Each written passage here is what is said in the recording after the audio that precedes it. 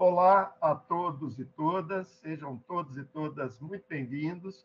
Nós nos reunimos hoje, 21 de março de 2023, 14h12 da tarde, neste ambiente Teams, para realizar a defesa de dissertação de mestrado da candidata ao mestrado, a mestranda Amanda Ribeiro Carolino, que vai defender a dissertação Cartografia, Saberes e Resistências em Territórios Demarcados pela Mineração. Estudo da comunidade quilombola de Ribeirão, em Brumadinho, Minas Gerais. Eu sou Armindo dos Santos Souza Teodósio, orientador da Amanda. Tenho aqui a alegria, a gratidão, a honra, a felicidade de dividir essa orientação com a professora doutora Ilka Boaventura Leite, da Federal de Santa Catarina. Então, Ilka, te agradeço muito essa caminhada em parceria, esse nosso primeiro trabalho em conjunto, foi um resultado muito positivo para mim, muita aprendizagem e uma honra, né? A Ilka é uma referência nos estudos aí das comunidades quilombolas, dos povos que foram escravizados, das comunidades pretas do Brasil afora. Muito obrigado, viu, Ilka, pela sua presença na caminhada da Amanda, né? Compõe também a banca a professora a doutora Marley Posebon, da HEC de Montreal, e também da Escola de Administração de Empresas São Paulo, da Fundação Getúlio Vargas, EASP. Também uma pessoa de referência para a nossa área, uma amiga muito querida, uma colega de trabalho sempre capaz assim, de nos levar a outros patamares. E a dissertação da Amanda bebe muito também nos escritos, na posição metodológica e epistemológica que a Marley nos convida a construir, né, nesses territórios, nos contatos aí de quem não está no ambiente da universidade e da gente que está na universidade. E também outro colega muito querido, muito admirado e também uma referência nas nossas leituras, né, nos nossos encontros, que é o professor Alexandre Faria, professor doutor Alexandre Faria, da Escola Brasileira de Administração de Empresas, Escola Brasileira de Administração Pública e Empresas, da Fundação Getúlio Vargas, no Rio de Janeiro. Também uma referência para nós na discussão decolonial, também nessa universidade que precisa cada vez mais se orientar aí para aqueles e aquelas, né, que vivem os preconceitos e atravessamentos pelas questões de raça, etnia, e que tem muito a ver com a trajetória de vida da Amanda e do objeto da dissertação. Por fim, eu, como orientador, quero agradecer muito a Amanda Ribeiro Carolino. Viu, Amanda? É um momento de emoção para mim, que a nossa história começou antes de você entrar no mestrado, e eu acompanhei aí a sua trajetória de muito crescimento, uma trajetória muito bela e de um trabalho que agora a gente expõe para os colegas avaliarem, né? E que a gente espera que seja uma bela defesa, é o que eu te desejo, muita sorte, mas eu quero te agradecer profundamente, viu, Amanda? Você é responsável por esse encontro aqui, muito caro a todos nós, né? E também por esse trabalho com a Ilka, né? Então, vou passar a palavra para a Amanda, para a família, amigos e colegas que estão aqui não conhecem a dinâmica das bancas, né? Ou tem pouca familiaridade com isso. A candidata tem por volta de 20, 25 minutos para falar, depois a gente vai ouvir os avaliadores, depois a Ilka e eu fazemos alguns comentários, e a gente delibera, e aí as pessoas têm que se retirar da sala, a banca fica para deliberar o futuro da Amanda, e depois a gente comunica o resultado final. Infelizmente, as defesas têm essa característica, né? Não são debates, não são espaços de diálogo. Mas em breve também fica esse convite para todos e todas conhecerem essa dissertação da Amanda, que é num território muito caro a mim. Então, eu quero agradecer e finalizar mesmo, desculpa estender, um abraço muito carinhoso para a Ilka, para a Marley, para o Alex e principalmente para a Amanda, porque o contexto territorial e as comunidades pesquisadas são de onde eu vim e de onde eu me reconheço como originário. Eu sou de Brumadinho, né? Então, isso para mim é um carinho presente, para mim e para o povo de Brumadinho. Tá? Amanda, é com você. Boa sorte, tá, querido?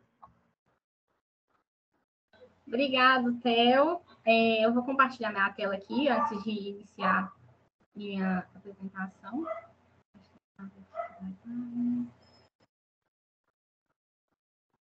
Vocês estão conseguindo visualizar? Estou conseguindo, Amanda. Então, tá bom. Beleza. Bom, boa tarde a todos e a todas. Antes de iniciar minha apresentação, eu gostaria, primeiramente, de agradecer à banca, a professora Marli Posebon e o professor Alex Faria. Obrigado por terem dedicado parte do tempo de vocês lendo essa pesquisa e por estarem presentes aqui hoje com suas contribuições e indagações acerca desse estudo.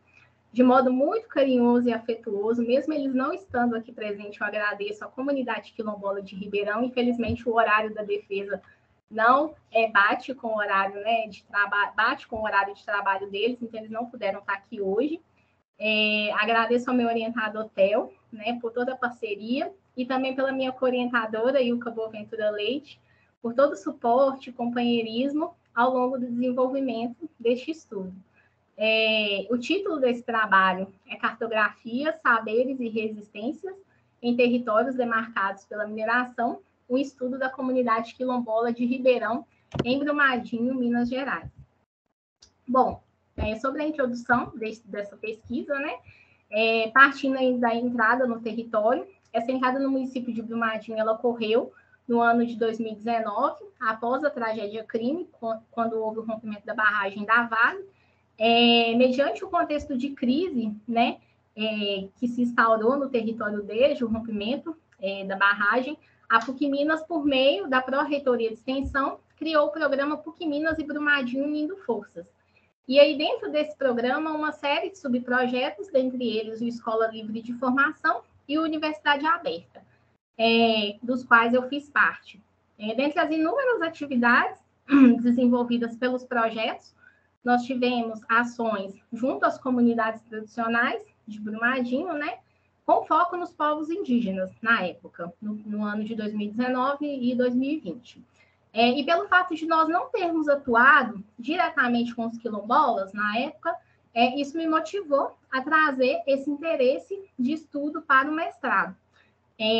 O único quilombo a me receber foi o quilombo de Ribeirão. Eu estabeleci contato com outras comunidades, entretanto, elas não aceitaram a minha entrada justamente pela quantidade de pesquisas, intervenções de atores externos que estão inseridos em Brumadinho pós-rompimento da barragem, né? E aí eu desenvolvi junto à comunidade quilombola de Ribeirão.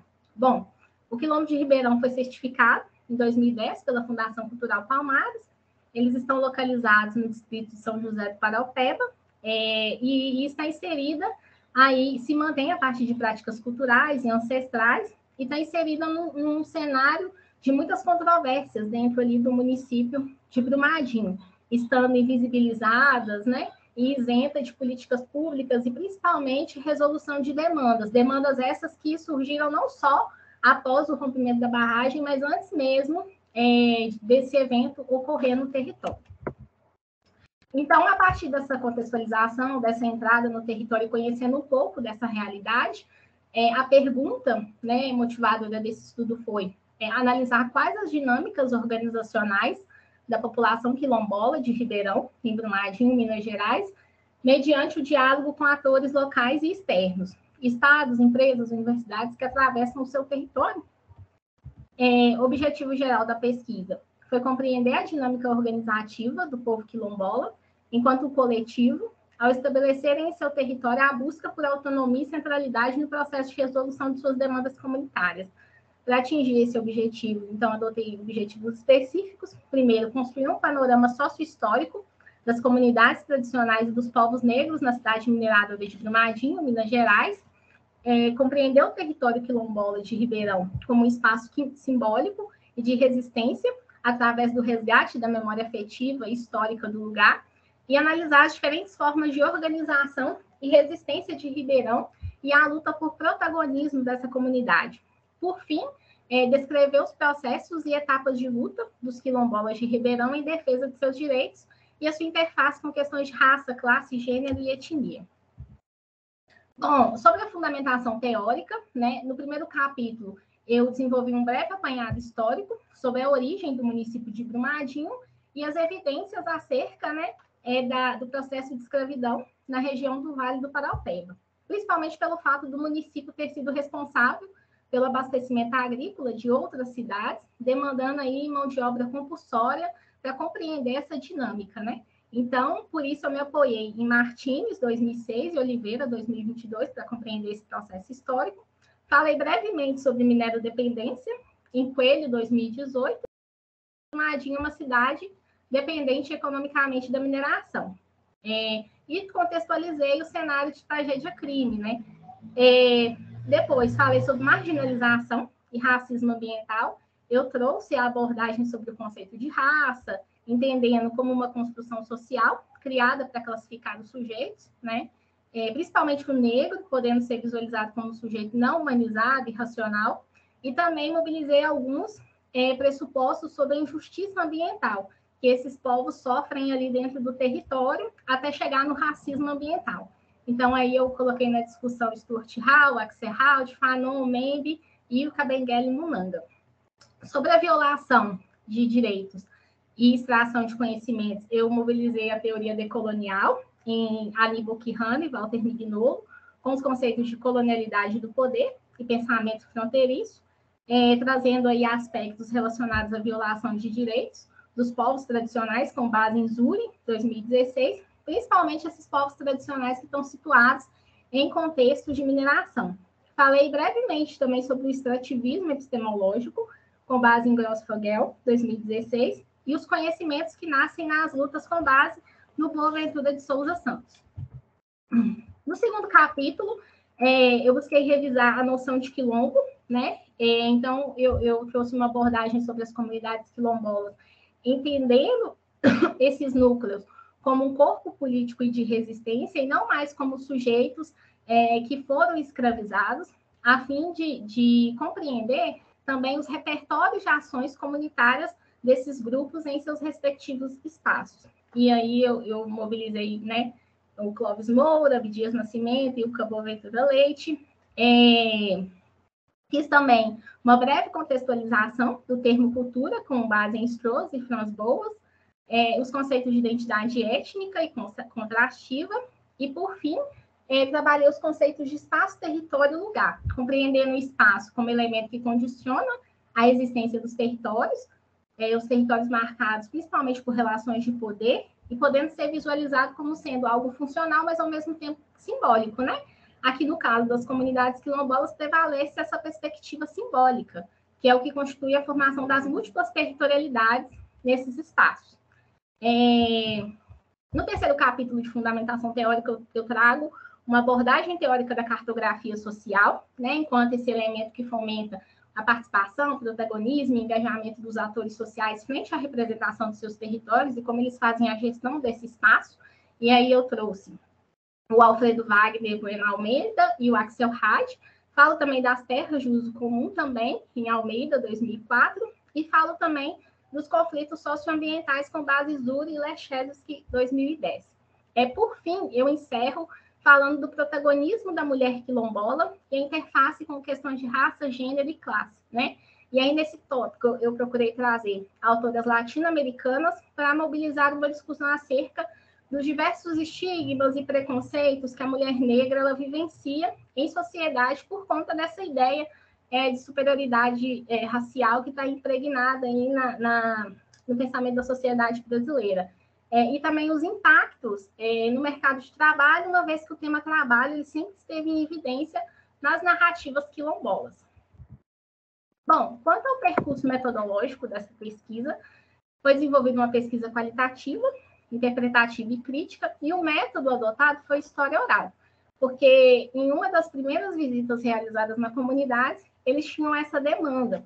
Quando eu fui estabelecer contato com eles, né, conhecer a realidade ao qual eu estava ali fazendo a imersão, eu queria fazer uma busca, né, dos documentos que tinha ali da comunidade, eles falaram, olha, a gente não tem nenhum registro histórico sobre a formação do quilombo.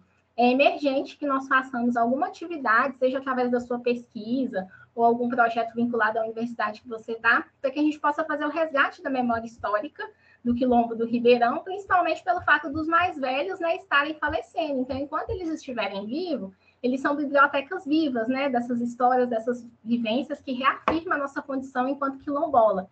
Então, a partir dessa demanda comunitária, foi desenvolvido o método de história oral, né, como forma de valorizar as narrativas dos quilombolas, e utilizei também ferramentas não extrativistas, justamente por conta do contexto de Brumadinho, desse excesso de pesquisas, diagnósticos, né, que extraem o excesso de informação das comunidades. Então, as ferramentas não extrativistas, elas buscam pesquisar com e não sobre um determinado contexto social. Então, foram adotadas ferramentas metodológicas, que foi o diário de campo, rodas de conversa para poder ter acesso a essas narrativas dos quilombolas, e oficinas de cartografias sociais, que são as produções de mapas, e os DRPs, como forma de fomentar a maior participação e engajamento da comunidade no processo de desenvolvimento da pesquisa.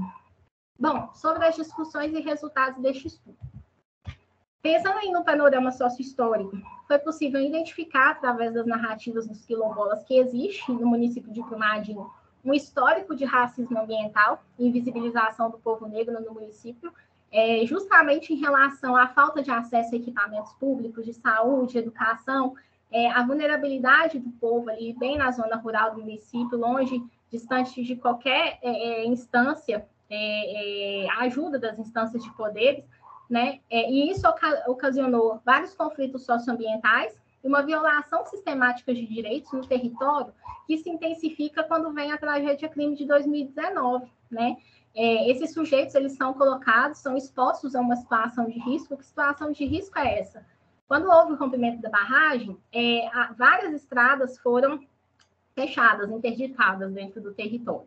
E uma delas é que dá acesso à população da zona rural, principalmente dos quilombos, porque eles estão ali muito, muito próximos uns dos outros, a chegar até a sede do município de Brumadinho, onde muitos trabalham, a juventude estuda, porque Brumadinho tem só 2 escolas com ensino médio.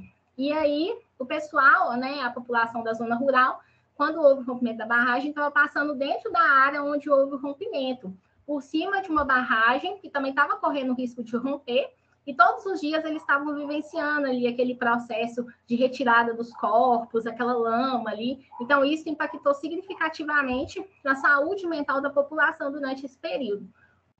Outro fato, né, é o excesso de diagnósticos e pesquisas que estão sendo realizadas por agentes externos, e o problema é que esses sujeitos, eles não retornam à comunidade para fazer uma devolutiva desses dados que são coletados, né? E quando eles retornam, esses dados não são devolvidos à comunidade numa linguagem acessível, para que eles possam compreender. É utilizada uma linguagem técnica completamente distinta ali da realidade dos quilombolas. Então, aqui eu trago 2 narrativas para poder evidenciar esse processo. Uma é da Fabiana, que é presidenta da Associação do Quilombo do Ribeirão, que ela fala especificamente das assessorias técnicas. Eles estão cansados, porque eles demoram muito para retornar, né, ao território com o resultado dessas informações que eles coletam, e quando eles retornam, a sensação é que eles estão repetindo o que já havia sido feito, porque tem isso também, de não voltar com o resultado, mas fazer mais pesquisas, né? E trouxe também a narrativa da Janaína, que também é uma mulher quilombola, que ela fala o seguinte, que muitos turistas estão indo hoje na comunidade para poder pedir autorização para copiar o artesanato, os saberes que são produzidos ali, e agregar valor sobre esse conhecimento que é da comunidade, né? Querer tirar vantagem em cima disso, que é um exemplo de extrativismo epistêmico, né? Sobre a ressignificação do território e o resgate da memória local, eles frisaram muito que o primeiro passo para ter essa organização social dentro do quilombo é justamente manter a ancestralidade histórica, as práticas culturais, né, no território, porque o quilombo se mantém a partir, né, do resgate e manutenção das práticas culturais e religiosas, porém existe uma preocupação em relação às vendas de terra, né, uma vez que o território ele é um condicionante para a existência da comunidade quilombola. E aí uma das moradoras, também lideranças quilombolas, fala o seguinte, que o pessoal que compra terra no quilombo, eles descaracterizam, né, a originalidade desse espaço. Por por exemplo, uma das casas mais antigas do Quilombo está dentro de um terreno que está à venda, e ela acredita que uma vez que esse terreno, né, outras pessoas de fora que não são quilombolas ocupar esse espaço, isso tende a descaracterizar a paisagem do local, né, e interferir significativamente aí na configuração simbólica do espaço para os quilombolas.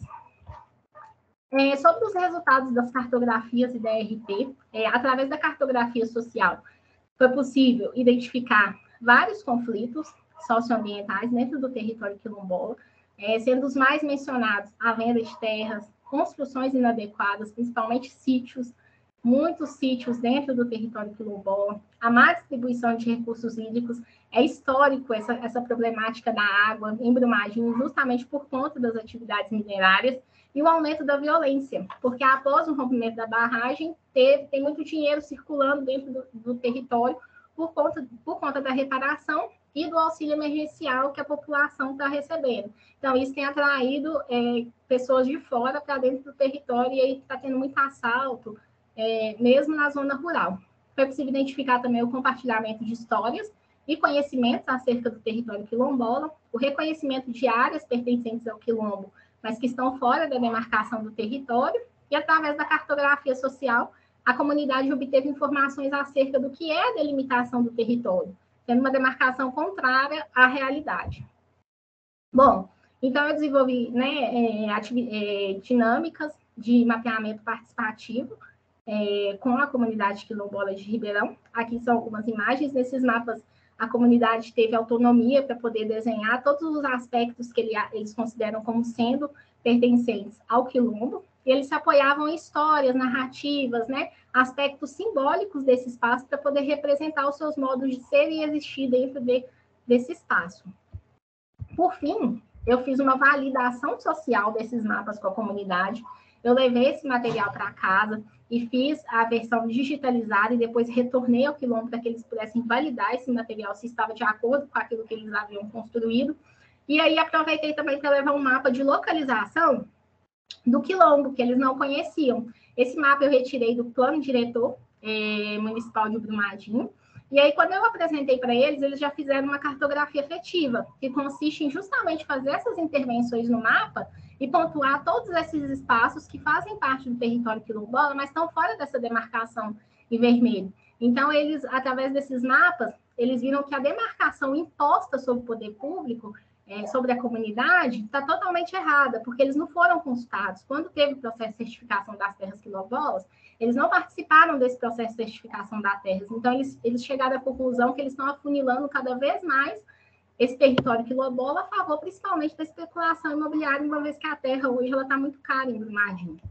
Após essas intervenções, eles me convidaram para fazer uma caminhada pelo território para eu conhecer todas essas áreas que eles falaram que faz parte do quilombo, mas está fora da linha vermelha. Então, eles utilizaram vários elementos, principalmente históricos, de vivências. Por exemplo, aqui é onde morava fulano, tá vendo? Aqui está fora da linha vermelha, pertence ao território quilombola. Aqui tem um muro construído pelos escravos, está fora da linha vermelha. Então, a gente fez um DRT, que é uma caminhada transversal, que você sai caminhando pelo território ali investigado, e quem guia essa atividade são os moradores. Então, eles pegaram o mapa, foram na frente, foi explicando, né, fazendo a interpretação desse território para mim e para os outros atores ali do território que estavam fazendo parte dessa atividade. Sobre a gestão do território quilombola, oficialmente o que eles fizeram, tomaram como primeiro passo para organizar essa gestão territorial foi a criação da Associação do Quilombo do Ribeirão, que tem servido de mecanismo de diálogo junto às instituições que hoje encontram-se inseridas no território. Tem sido porta de entrada para a implementação de projetos, porque muitos projetos do programa de reparação precisam de um CNPJ, então a comunidade se viu na necessidade de criar uma associação, e tem sido também um instrumento de participação e engajamento em questões de cunho decisório. Eu trouxe aqui uma fala de uma das lideranças quilombolas, que ela fala o seguinte, que inicialmente, quando estava tendo as reuniões com as assessorias técnicas e outras instituições de justiça, só ela estava participando. Então, ela viu na associação também uma forma de incluir os outros moradores nesse processo para que pudesse ser uma gestão mais participativa e não centralizadora, né? Então, a associação está muito nesse sentido também de fomentar a maior participação de outros atores pertencentes ao território na articulação e resolução das demandas existentes ali e nesse diálogo com esses diversos atores que estão ali atravessando a realidade dos quilombolas.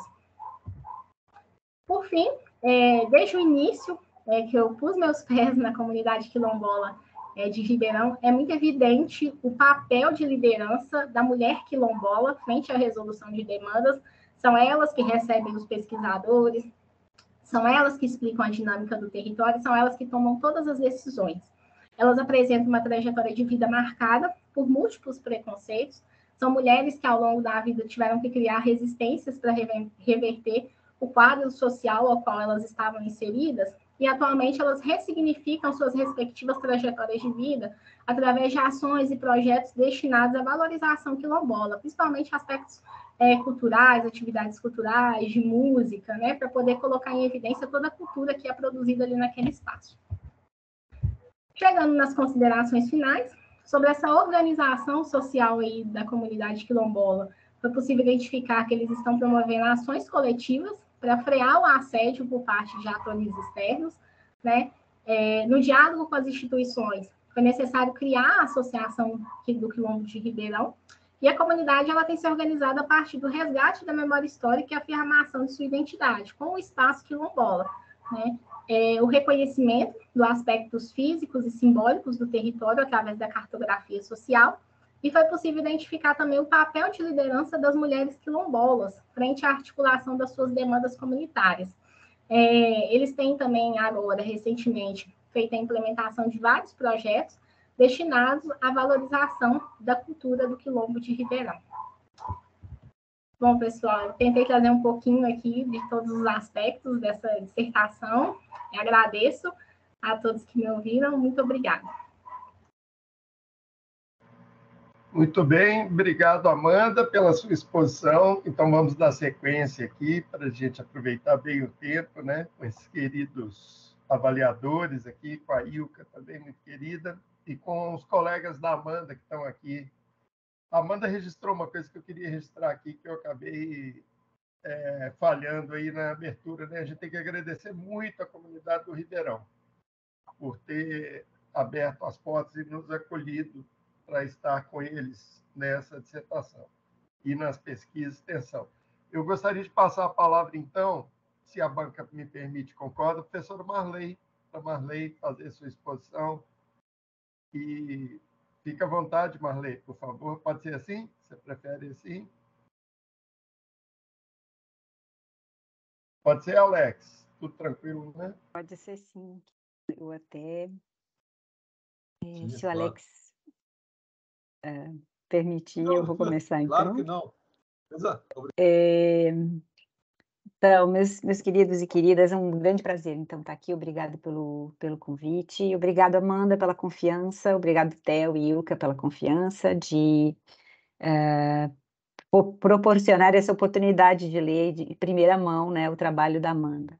Então, Amanda, as minhas primeiras considerações são assim, a gente aprende pra caramba lendo o teu trabalho, tá? Então, a primeira coisa que eu gostaria realmente de parabenizar muito pelo trabalho realizado, um título e um tema não só muito bonitos desde o primeiro momento que a gente lê, mas assim, extremamente relevantes e pertinentes, né? Eu vi a tua dissertação escrita e narrada com muita sensibilidade, mas, sobretudo, uma grande maestria de articular esse registro histórico tão importante, né, para essas comunidades que vivem na região toda aí de Brumadinho. Então, uma grande capacidade, maestria de articular um registro histórico com conceitos e atores que nos são muito caros, né? E embora você trabalhe com um monte de conceito, você nunca cai, na minha opinião, na superficialidade, porque você contextualiza os teus conceitos sempre. Então, você vai trazendo essa articulação, à medida que você conta a história, que você narra, você articula esses conceitos. Então, o que a gente percebe? É uma dissertação que não é uma dissertação num formato clássico, né? A gente não tem o domínio substantivo, teórico e metodológico separadamente apresentados. Tudo isso está tecido, né, num emaranhado que você vai nos trazendo, mas com muita habilidade, né? me fez muito pensar em alguns textos com a trajetória mais dialética, assim, né? Porque você não parte de um ponto e chega no mesmo ponto no final. Você parte de um ponto e vai numa espécie de espiral, onde várias vezes você volta para temas que você já falou, então dá quase às vezes uma impressão de repetição. Mas a cada vez eu acho que você agrega alguma coisa e dá um passo mais e nos revela algo demais. Então, eu vi o seu texto como uma narrativa em espiral. Eu não sei se você tinha essa intenção, se foi proposital ou não, o que exige, na verdade, muita habilidade para fazer esse trabalho, né?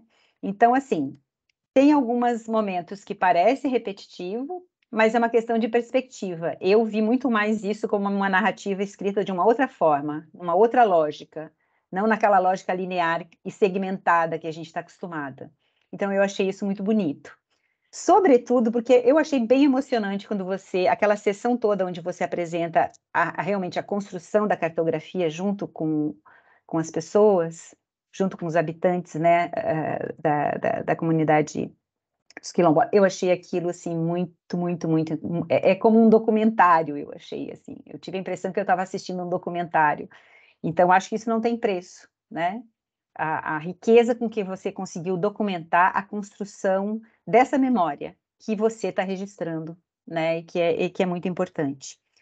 E me fez pensar várias coisas, assim, Amanda, porque, bom, Theo sabe o quanto a gente tem batalhado, né, Theo, para que a pesquisa engajada tenha legitimidade na universidade, né, nos meios acadêmicos. Assim, é uma luta, né, porque é muito difícil ainda da gente conseguir avançar e que nossos colegas aceitem a pesquisa engajada como uma forma legítima de se produzir conhecimento junto com as pessoas. Então, eu acho que o trabalho da Amanda é um depoimento e um registro de uma pesquisa engajada extremamente pertinente, Amanda.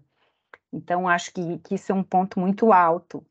E eu fiquei, assim, pensando muito, porque, embora as ferramentas que você apresenta são muito importantes, e eu vou fazer alguns comentários no sentido de como a gente poderia melhorar esse trabalho, quando eu falar de novo das ferramentas, não é a ferramenta, é a relação que você estabelece com as pessoas que faz a diferença. Né? Eu me dei conta que em 2005 eu fiz um trabalho no México, em Taumanauco, usando uma ferramenta absolutamente clássica, era um GIS, mas a gente fez exatamente o que você fez. A gente caminhou junto com as pessoas, a gente reconstruiu a história oralmente, a gente ressignificou. E não era uma ferramenta, não era uma cartografia social nem afetiva, não era uma ferramenta, na verdade, participativa, por natureza. Mas a forma como as pessoas se apropriaram e fizeram fez com que fosse, sabe? Então, sobretudo, é a relação de respeito e simetria que você estabeleceu com as pessoas, que é, na minha opinião, um dos elementos mais importantes do teu trabalho, né? O que não invalida a importância da gente falar dessas ferramentas, dessas metodologias, né? Desses métodos que você apresenta. Então, assim, deixa eu ver o que mais que eu tinha anotado aqui. Eu acho que, de uma forma geral, então, um trabalho de grande valor. E entre os últimos trabalhos que eu li nos últimos tempos, foi um dos trabalhos que mais me emocionou. Então, eu acho que você está muito de parabéns. Vou trazer alguns elementos para você, eventualmente, agora, sobretudo, quando você for trabalhar para a difusão desse conhecimento todo que você produziu. Eu não sei se você pretende, talvez até tenha um livro, algo assim, com a dissertação, mas se você tiver artigos, reports para as pessoas do campo, né, para as pessoas com quem os retornos que você pretende dar por escrito, alguns elementos que eu acho que podem bonificar, a gente pode dizer isso, ajudar, né, a melhorar o trabalho, tá? Então, assim, um dos elementos que eu acho é a questão da temporalidade, né? Eu sou muito visual e eu me perdi um pouco na linha do tempo do teu trabalho, então eu tentei construir em paralelo com a minha leitura uma linha do tempo, e em vários momentos eu me perdi nessa linha do tempo. Como a temporalidade é um elemento fundamental da tua narração, talvez fosse legal você apresentar uma espécie de uma linha do tempo com os momentos mais importantes, tanto da tua atuação como elementos que você considere eventos que durante esse tempo ocorreram, que você acha fundamentais, para que o leitor, nesse documentário, né, consiga visualizar essa linha do tempo, porque assim, eu me confundi bastante. Qual foi a primeira roda de conversa? Qual foi a segunda? Foi 2021? Foi 2022? A rodada de conversa no bar da Fabiana foi em 21 ou 22? Às vezes aparece 21, às vezes aparece 22. Então, eu me perdi um pouco no tempo, e embora isso não elimine a riqueza da narrativa, ajudaria muito para o leitor ter uma linha do tempo, eu acho, um pouco mais clara, tá? Para a gente conseguir se situar mais rapidamente. Ponto número 2, metodologia, né? Você apresenta o método da história oral, que eu acho fantástico, com 2 componentes, né? Cartografia social e DRP. Ora, do ponto de vista de produzir conhecimento com e compartilhar com, quanto mais você conseguisse documentar essa sua metodologia de uma forma ainda mais clara e estruturada em algum momento, ia facilitar muito para outros estudantes no futuro, outros pesquisadores, utilizarem uma metodologia inspirada na sua. Então, o que faltou, na minha opinião? Faltou uma apresentação bem mais concreta, estruturada e concisa dessa metodologia em algum momento, porque a gente aprende depois, lendo a narração, mas, de uma certa forma, essa sistematização ia ajudar muito. Então, vou te dar 3 exemplos, tá? Um é, por exemplo, o DRP, que você cita lá no início, nem diz o que é direito, e lá na página 138 você dá uma rápida, um parágrafo onde o que você disse que a caminhada transversal é parte do DRP, é tudo que a gente sabe do DRP. Então, assim, se ele foi um componente essencial do seu método, por que não apresentá-lo de uma forma bem mais clara lá, mais no início, quando você fala do seu percurso metodológico, né? Até você tem um quadro, eu acho que ele tem um quadro que ele tenta resumir cartografia e DRP ali, mas não está pedagógico, assim, para quem gostaria de aprender com você, né? Então, eu acho que esse é o primeiro exemplo. O segundo exemplo, que eu acho que tem espaço para você melhorar, é a própria cartografia social. Você fala muito dela, mas, por exemplo, essa diferença entre cartografia social e afetiva, que para mim a palavra cartografia afetiva sempre diz, uau, que legal, né? Acho que muitas pessoas poderiam estar curiosas. Então, qual é a fronteira entre uma cartografia social e afetiva? Na verdade, é a mesma coisa? O que entra numa, entra noutra? Não, para mim não ficou claro, né, essa conexão, não fica muito claro para mim. E também a ideia da cartografia como um instrumento de ação, que para mim é um dos elementos mais fortes, talvez, em alguns momentos do teu trabalho. Essa cartografia não é só uma metodologia de pesquisa engajada, é um instrumento de ação para as populações, para as comunidades que fazem isso junto com o pesquisador. Mas aí não ficou claro para mim como que ela funciona como instrumento de ação, porque não ficou claro para mim, além da cartografia, aquele desenho que você mostra, onde esses registros todos da história oral ficam. Para a comunidade, eu estou dizendo. Eu estou vendo que está na tua dissertação, isso está muito claro. Mas a comunidade, o que ela ficou como instrumento de ação? Isso eu até, se você pudesse comentar, seria legal, porque eu acho isso muito importante, né? Você diz que os seus escritos diários, eles têm uma perspectiva cartográfica. Então, lá na página 43, eu fiquei pensando, o que quer dizer isso? Isso quer dizer que você incorporou os teus diários em algum documento que fica para a comunidade? Então, para mim, isso seria agora até uma pergunta que, se você puder comentar já, como a cartografia que você fez junto com né, com a comunidade, ficou exatamente como um instrumento, uma ferramenta de ação para eles, além da história oral que foi discutida ao longo do processo. Marlene, muito obrigado pelas suas considerações. Enfim, a metodologia ela ficou faltando mesmo. Várias pontuações ali que eu acho que tem que melhorar, porque não ficou tão evidente para o sujeito que lê a pesquisa, né? Para mim, que escrevi, fica, mas para o outro, a pessoa fica um pouco perdida ali. Sobre essa questão da cartografia enquanto um instrumento de ação para a comunidade, eu penso muito no sentido que, no futuro, via associação comunitária, talvez o quilombo possa solicitar a titulação dessas terras, possa ter que dialogar com algum ator do poder público local, com alguma instituição, e através desses mapas eles possam explicar, sabe, essa configuração social, física do território. Então, eu vejo a cartografia muito nesse sentido. Porque, por exemplo, em uma das devolutivas que eu fiz, validação social com a comunidade, eles já guardaram esses mapas, porque eles falaram assim, olha, a gente nunca teve acesso a um mapa da comunidade, então nós vamos guardar por quê?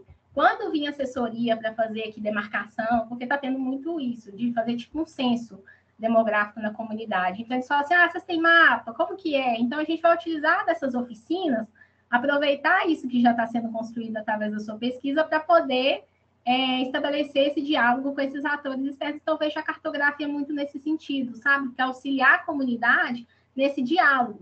Eu não vejo hoje, talvez, a possibilidade deles fazerem essa questão da titulação, porque envolve vários conflitos, principalmente essa questão da reintegração de posse, porque vários sítios ali no território e tal. Mas para a resolução de demandas comunitárias, né, relacionadas principalmente a questão de mobilidade dentro do quilombo, a questão acesso a recursos hídricos, porque através dos mapas eles conseguem visualizar essas áreas onde ainda tem nascente, né? Tem várias instituições que estão desenvolvendo atividades hoje de cunho ambiental com os quilombolas.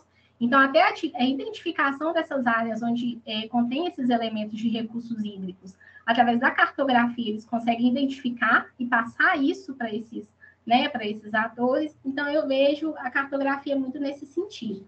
Bom, essa parte do diário, na verdade, foi um erro que eu não reformulei. Porque lá atrás, quando eu qualifiquei, eu ia trabalhar não com história oral, não sei se você lembra. Eu ia trabalhar com a cartografia psicossocial em Deleuze e Guattari. Então, eu mantive essa questão dos diários em uma perspectiva cartográfica, que consistia justamente em relatar toda a trajetória desde a minha inserção no campo de pesquisa e todas as minhas relações estabelecidas com a comunidade. E isso eu tinha colocado também no meu prólogo, que eu retirei na versão final da dissertação. Até uma das últimas versões eu ainda estava com o meu prólogo, que eu falava do passo a passo, da minha inserção através da PUC Minas, o primeiro contato com a comunidade, expliquei assim, detalhe por detalhe. E aí eu pensei, tô achando isso aqui meio deslocado, vou tirar da versão final. Mas talvez eu tenha que voltar com esses aspectos até para o leitor entender a minha inserção no território, né? Assim, melhor, porque acho que ficou vago, de fato. Porque teve toda uma construção coletiva antes dessa pesquisa, principalmente via extensão universitária, porque, ao contrário do que acontece, que geralmente o pessoal vai para a iniciação científica e vai para o mestrado. Eu fui por outra via, eu fui via extensão universitária. Então, foi a partir da minha participação na extensão que eu cheguei no território. Então, isso eu tirei, né? Então, os meus diários tinham muito disso. E estava no prólogo. Então, eu pequei muito nesse sentido. Quanto à diferença entre cartografia social e afetiva, eu também tenho uma dificuldade enorme, assim, para poder... Porque não tem teoria para cartografia afetiva. Por exemplo, recentemente eu conversei com uma professora que eu me inspiro muito nela, que é da geografia, a área que eu venho, né? Que sou formada em geografia, que é a professora Juliana Caputo, que ela trabalhava com esse conceito de cartografia afetiva, que consiste em você simplesmente sentar com as pessoas do território, entregar uma imagem de satélite e elas vão te explicar a configuração desse espaço a partir das relações simbólicas, afetivas que elas estabelecem nesse espaço. Porque a gente parte do pressuposto que ninguém melhor do que o meu vizinho para falar do terreno dele do que eu, que estou do outro lado da fronteira, para poder descrever, né? Então, assim, não tem teoria, né? Que foi uma das coisas que eu até conversei com você, não sei se eu cheguei a te mandar por e-mail, mas quando eu fui levar os dados dessa pesquisa, essas experiências de cartografia lá para Cambridge, o pessoal do JMS fala, você tem que criar teoria a partir dos seus dados, entendeu? Então, assim, eu acho que esse é um passo para a gente pensar isso no futuro, porque, de fato, tem teoria de cartografia social várias, principalmente a parte da nova cartografia social da Amazônia, que foi a base, né, para essas fundamentações teóricas, a partir do Alfredo Wagner, mas o conceito de cartografia afetiva, não. Tanto que eu busquei ler 1 ou 2 artigos sobre essa questão dos afetos que ocorre ali entre o pesquisador e o território, essa afetação, mas mesmo assim não sustenta, né, essa questão teórica da ferramenta metodológica. Mas, querida, mas assim, para mim ficou muito claro, Amanda, a potência da cartografia social. Não é essa a minha questão. A minha questão é que existe uma riqueza da história oral que você escreveu, e eu fiquei me perguntando para a comunidade como é que ela tem acesso a tudo que você registrou de fundamental associado à cartografia, que hoje eu acho que está na sua dissertação. Então, eles, além das representações visuais, o que mais ficou para eles como instrumento de ação? Era muito mais essa a minha pergunta. Então, recentemente, essa é uma ação através da minha pesquisa e também via nosso núcleo de pesquisa, que é o NUPEX. Então, recentemente, com base nessa pesquisa mesmo de dissertação, nós submetemos para 2 editais, um da FAPEMIG e um do CNPq, para a gente poder dar continuidade a essa pesquisa hoje no território. Porque quando você vai desenvolver uma cartografia, né, história oral, não é no nosso tempo, é no tempo da comunidade. Só que, infelizmente, você tem que cumprir protocolo acadêmico, você tem uma data para defender, você tem, né? Então, a nossa perspectiva é continuar com essas rodas de conversa, e a comunidade hoje tem uma demanda para construir um livro, ou fazer um documentário. Tanto que um quilombo vizinho da comunidade quilombola de Ribeirão, colegas nossos da PUC estavam desenvolvendo ações lá. O resultado foi, eles fizeram história oral, e o resultado foi um livro. Então, eles viram e falaram, por que a gente também não pode ter um livro? Então, eu falei, não, a gente vai construir. Então, esse é o nosso compromisso. Assim, hoje encerra, vamos dizer assim, um ciclo, mas essa pesquisa, ela continua, porque a comunidade, ela está lá. Não dá para mim falar assim, ai, gente, obrigada por todos os dados, por todas as vivências, tchau, benção, estou indo embora. Não, a gente tem um compromisso, uma responsabilidade social com o campo. Então, essa questão das histórias, né, é um processo que está sendo sistematizado com a comunidade. Tanto que a gente já tem um encontro no próximo mês para poder fazer a validação da última roda de conversa, porque a primeira foi validada. Tanto que eles falaram, coloque em evidência o tema trabalho das mulheres, né, que sofreram para trabalhar como domésticas e tal. E aí, a segunda roda de conversa, eu ainda não fiz essa validação com eles, mas a gente está trabalhando muito nesse sentido, sabe, Marlene? De extrapolar essa pesquisa aqui, de dissertação, e levar essas demandas para esses projetos de pesquisas que foram aprovados. Certo, certo. Não, ficou mais claro para mim. Então, assim, fica para mim fica esse recado, assim, de que o quanto a gente pode aprender com a tua pesquisa engajada, se você conseguir sistematizar, talvez, em algum outro documento, essa sua metodologia de uma forma que as pessoas possam se inspirar de uma forma, né, realmente com mais riqueza de conteúdo do que essas ferramentas representam e como mobilizá-las, né? Então, acho que isso poderia ser algo que você poderia trabalhar um pouquinho nisso no futuro, né? Um outro ponto que também está relacionado com a questão da clareza, né, do que foi feito, eu vi 2 questões centrais, né? Uma delas é essa questão de organização comunitária e resistência, que para mim isso é muito importante. E talvez o fato de você chamar isso de dinâmicas organizacionais pode levar o leitor eventualmente a uma confusão, eu acho, assim, sabe? Por exemplo, se você submetesse um artigo para a área de estudos organizacionais, eu acho que dinâmicas organizacionais vai remeter para toda uma literatura que não tem nada a ver com o que você traz aqui. Então, eu substituiria esse tipo de expressão por realmente organização comunitária, social ou coletiva, um dos 3, e resistência. Eu acho que é isso mesmo que você fala. Você fala de organização e resistência, mas não de dinâmicas organizacionais da forma mais mainstream de estudos organizacionais. Então, eu acho que eu faria uma pequena reformulação disso, porque você colocou como a sua questão central de pesquisa, né? Então, se você guardar isso, talvez remeta a algumas interpretações errôneas. E o papel da mulher quilombola, eu achei assim que deveria aparecer desde o seu abstract, porque ele emerge lá adiante como um elemento fundamental. Então, emerge o papel da mulher quilombola como um papel de centralidade frente à ressignificação da memória. Mas, no entanto, quando a gente lê o teu abstract, ou lá, o início do teu trabalho, não existe nenhuma menção a esse papel. Então, eu tenho a impressão que você tem que trazer a o papel da mulher quilombola para frente lá do seu trabalho, porque isso emerge de uma forma muito forte, né? Muito bonita, né? E aí, Amanda, do ponto de vista teórico, uma sugestão que eu tenho para você também, é que assim, tem um monte de conceito-chave que você trabalhou super bem, sabe? Territorialidade, racismo ambiental, na minha opinião, extrativismo epistemológico. Você conectou tanto com autores pós-coloniais como decoloniais, você foi trazer o Freire, nosso querido Freire, de volta. Então, assim, você fez uma articulação muito legal de conceitos. Quando chega na hora de você trazer conceitos relacionados com a literatura negra feminista, eu achei que você menciona en passant, mas você acaba, e aí você até traz algumas, e você volta para esses autores, inclusive quase todos homens, clássicos lá, então, assim, talvez fosse interessante você realmente trazer essa literatura da mulher, não agora, como eu digo, né? Eu estou fazendo sugestões para o futuro, para você. É uma literatura fantástica, importantíssima, né? Então, talvez fazer jus a essa potência dessa literatura e talvez trazer de uma forma mais clara e incisiva, assim, o quanto essas militantes, né,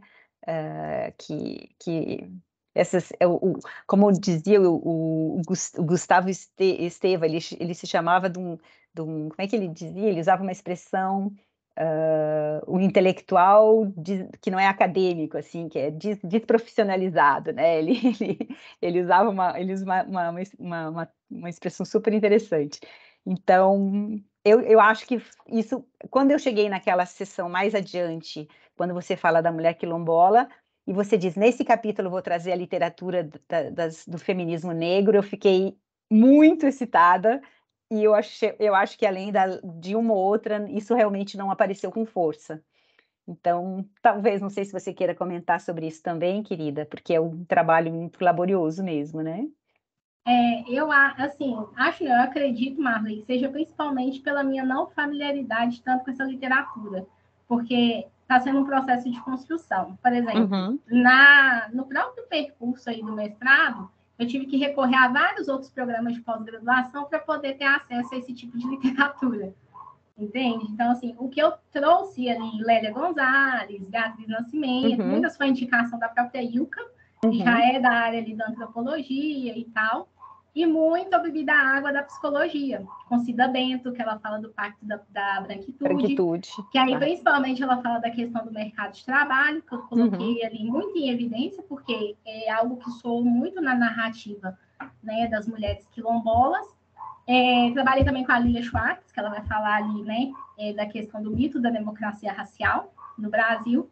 Então, eu trabalhei muito daquilo, do pouco que eu conheço sobre essas teorias, assim, porque eu tive que, de fato, transitar por outros campos para tentar fechar esse capítulo e trazer essa abordagem tão pertinente para dentro da dissertação, para evidenciar, nem que seja um pouquinho, o papel e protagonismo dessa mulher quilombola, sabe?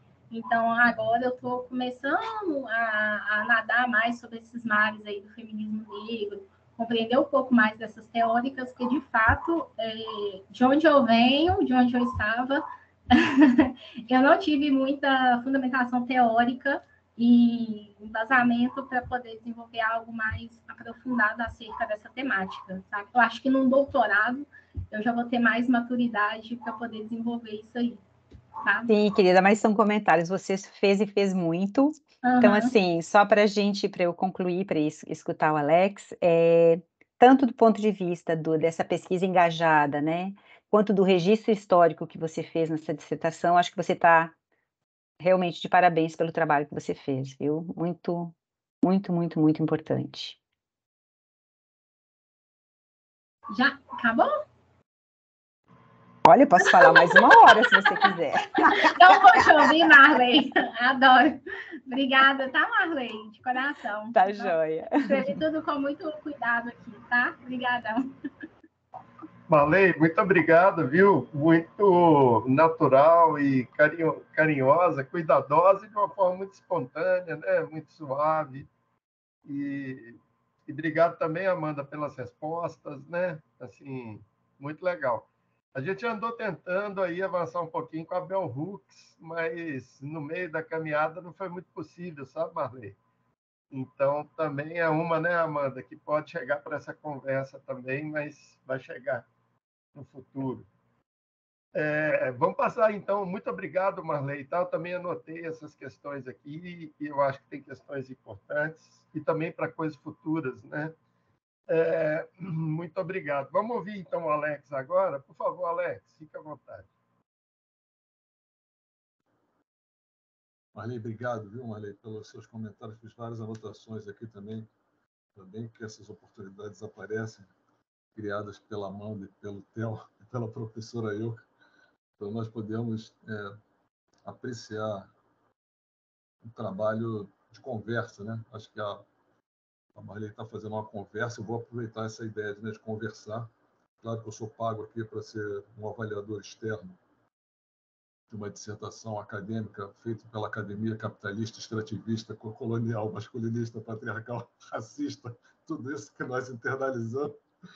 Eu não vou problematizar demais para não ficar assim, muito sofrido. Vou nessa conversa, porque acho que essa conversa que a Marley iniciou, acho que é o melhor tom para nós apreciarmos o trabalho e aprendermos, né, com nós mesmos sobre como lidar com esse tema, né, com a maneira com que esse tema emerge e ganha direito a uma existência, né, na Academia de Estudos Organizacionais, particularmente no campo da administração, onde o Brasil tem tantas dívidas com tantos milhões, né, e nós, evidentemente, somos cúmplices, né, de dinâmicas que nós não gostaríamos, né, que elas existissem, mas que torna difícil, né, que nós não sejamos cúmplices dessas dinâmicas, tendo em vista que a academia tem um papel privilegiado, e esse privilégio não costuma ser necessariamente em favor daqueles que são menos privilegiados. Esse trabalho é um trabalho dessa natureza, né, que permite abrir um espaço, abrir uma janela,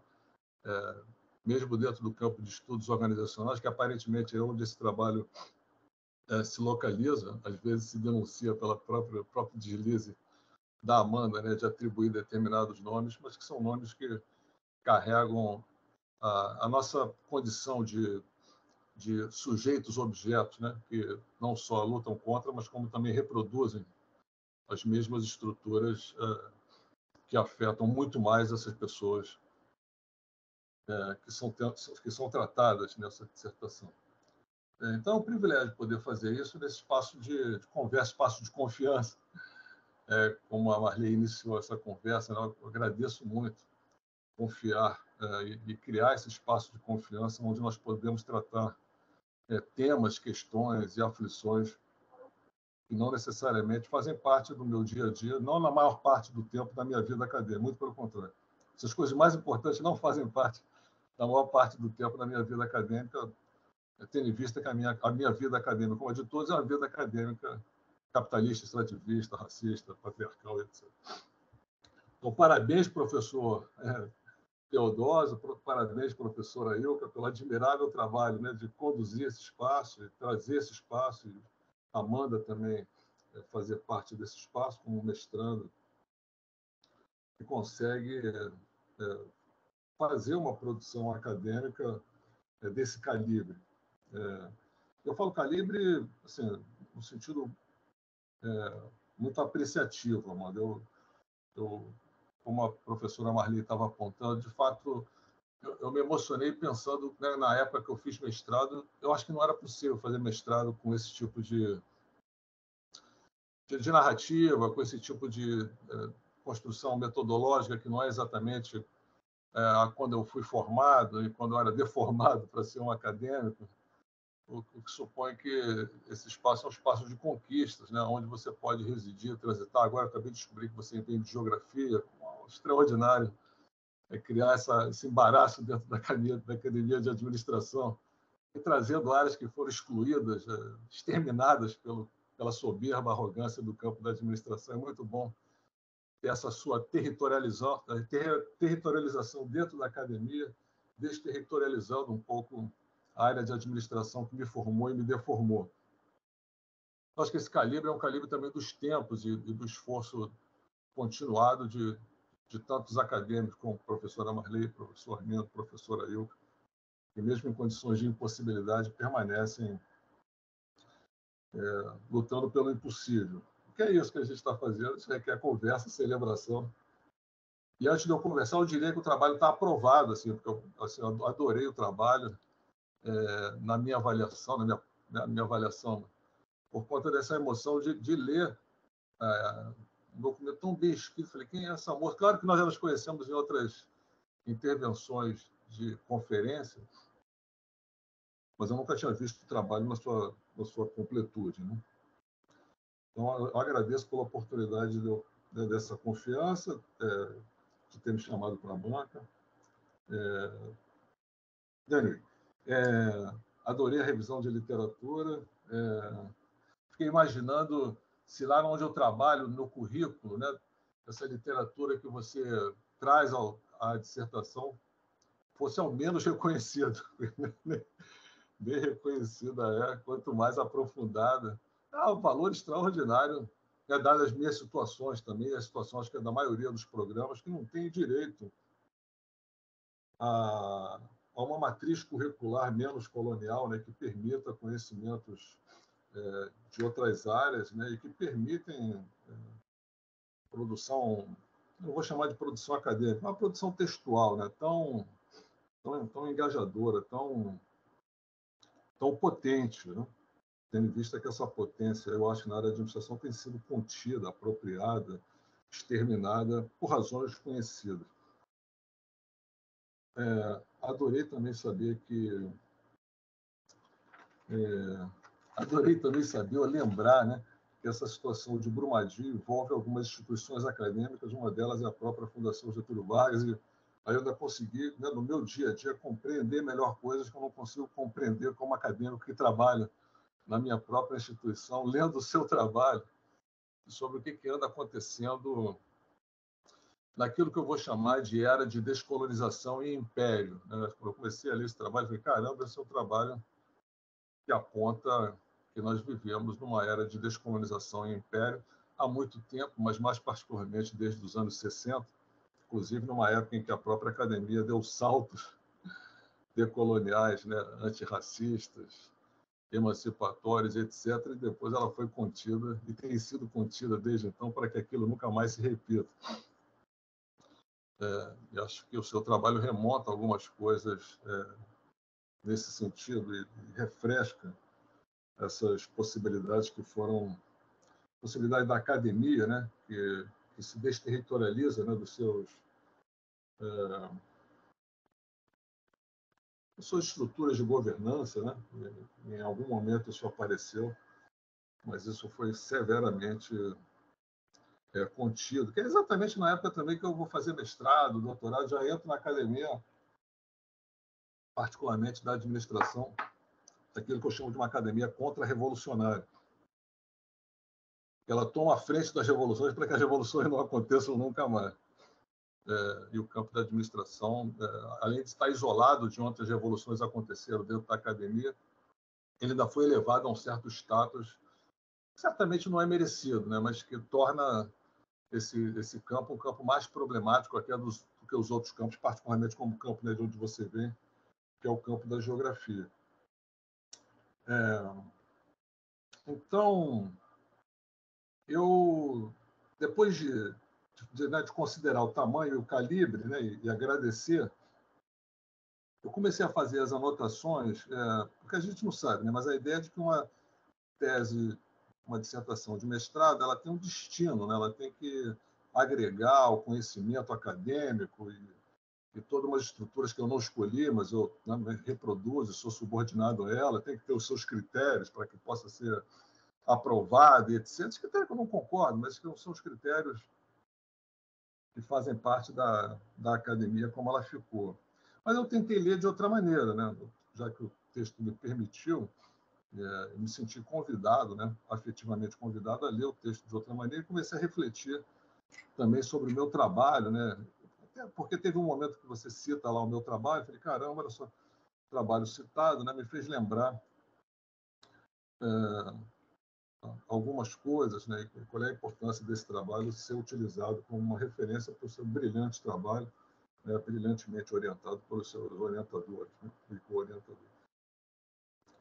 E aí eu fui pensando, assim, em tom de conversa, sobre algumas questões que me chamaram a atenção, que são coisas que chamaram a atenção para mim, que tem a ver com o seu trabalho, e eu convido para conversar sobre essas observações, e aí você considera se isso tem ressonância, né? Para qualquer coisa que você quiser fazer o seu trabalho, que não seja apenas obter a qualificação, que é fundamental obter a qualificação, mas o trabalho acadêmico não serve apenas para a indústria da produção do conhecimento, tem muito mais outras coisas a serem tratadas, e é sobre isso que eu estou falando agora. Lembrando que, sob a perspectiva formal da academia patriarcal, racista, colonial, etc., o documento está super aprovado com mérito na minha modesta avaliação. Mas eu achei assim, quando coloca... Aí eu fui colocando algumas anotações. Algumas são referentes a, por exemplo, na palavra-chave, você entra com relações raciais e governança. Eu acho que o trabalho ele fica muito ambicioso, né, quando coloca, por exemplo, relações raciais, né, no resumo, no abstrato, nas palavras-chave, e é difícil fazer trabalhos, né, no Brasil sobre relações raciais.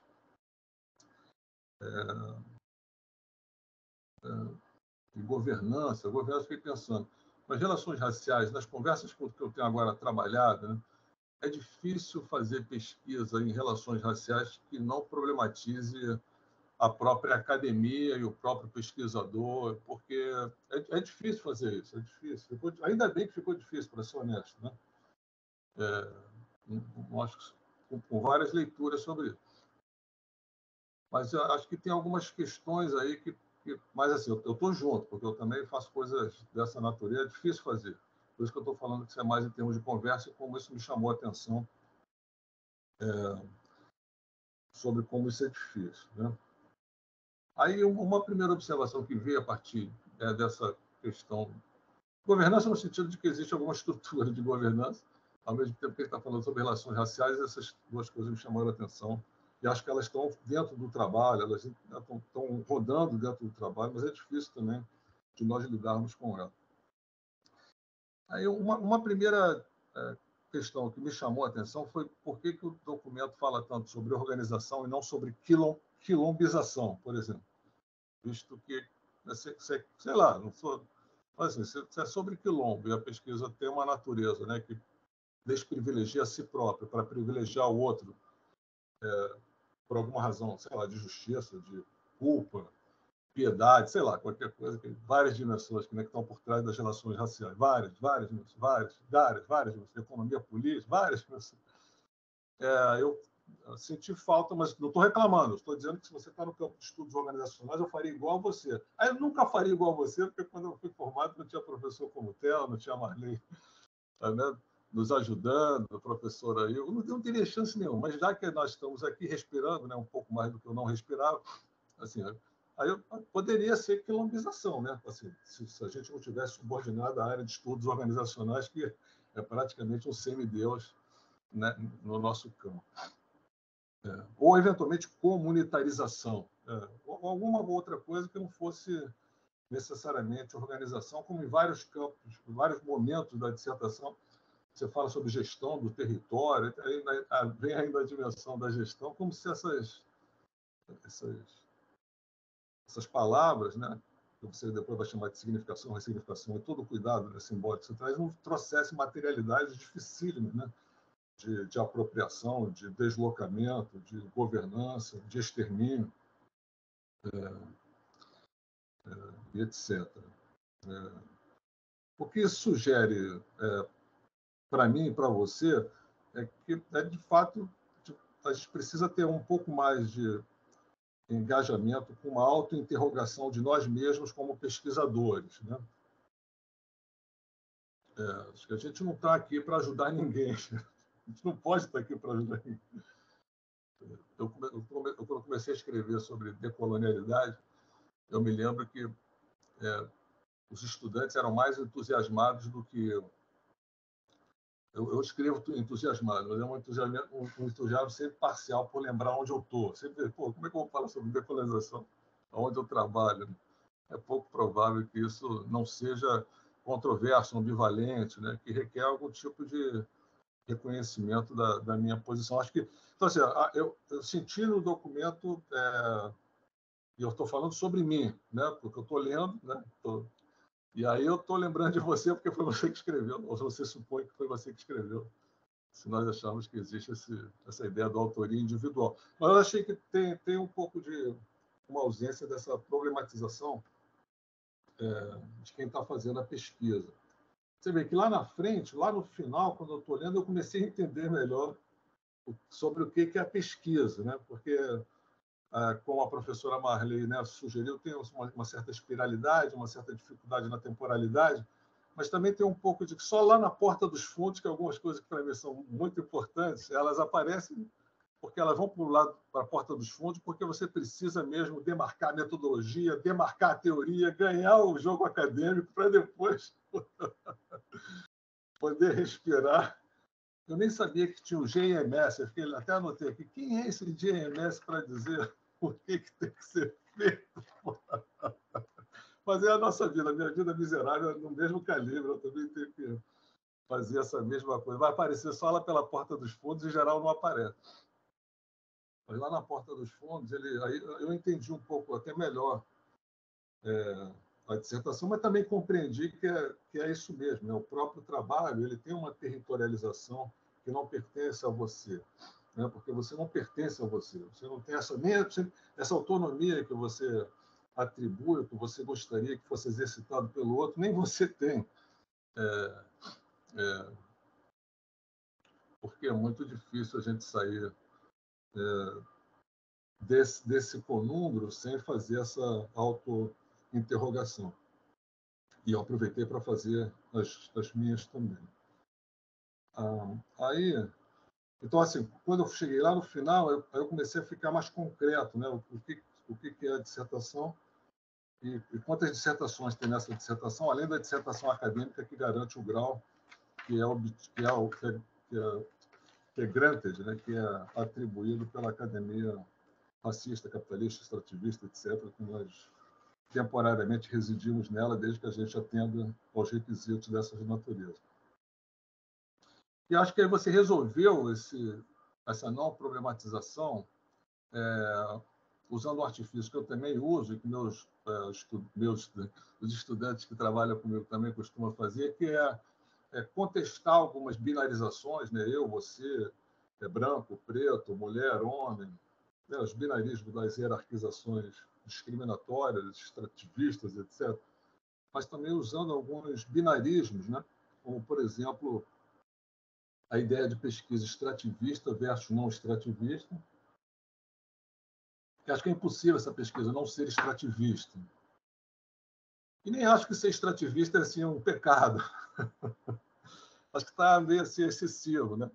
Mas é como a academia ficou, né? A academia perdeu uma noção política, né? Quando ela foi destruída nos anos 60, agora, quando tenta retomar, vamos tentar purificar o que é impossível de ser purificado, né? A academia não vai purificar nada, se é que alguma instância vai purificar alguma coisa.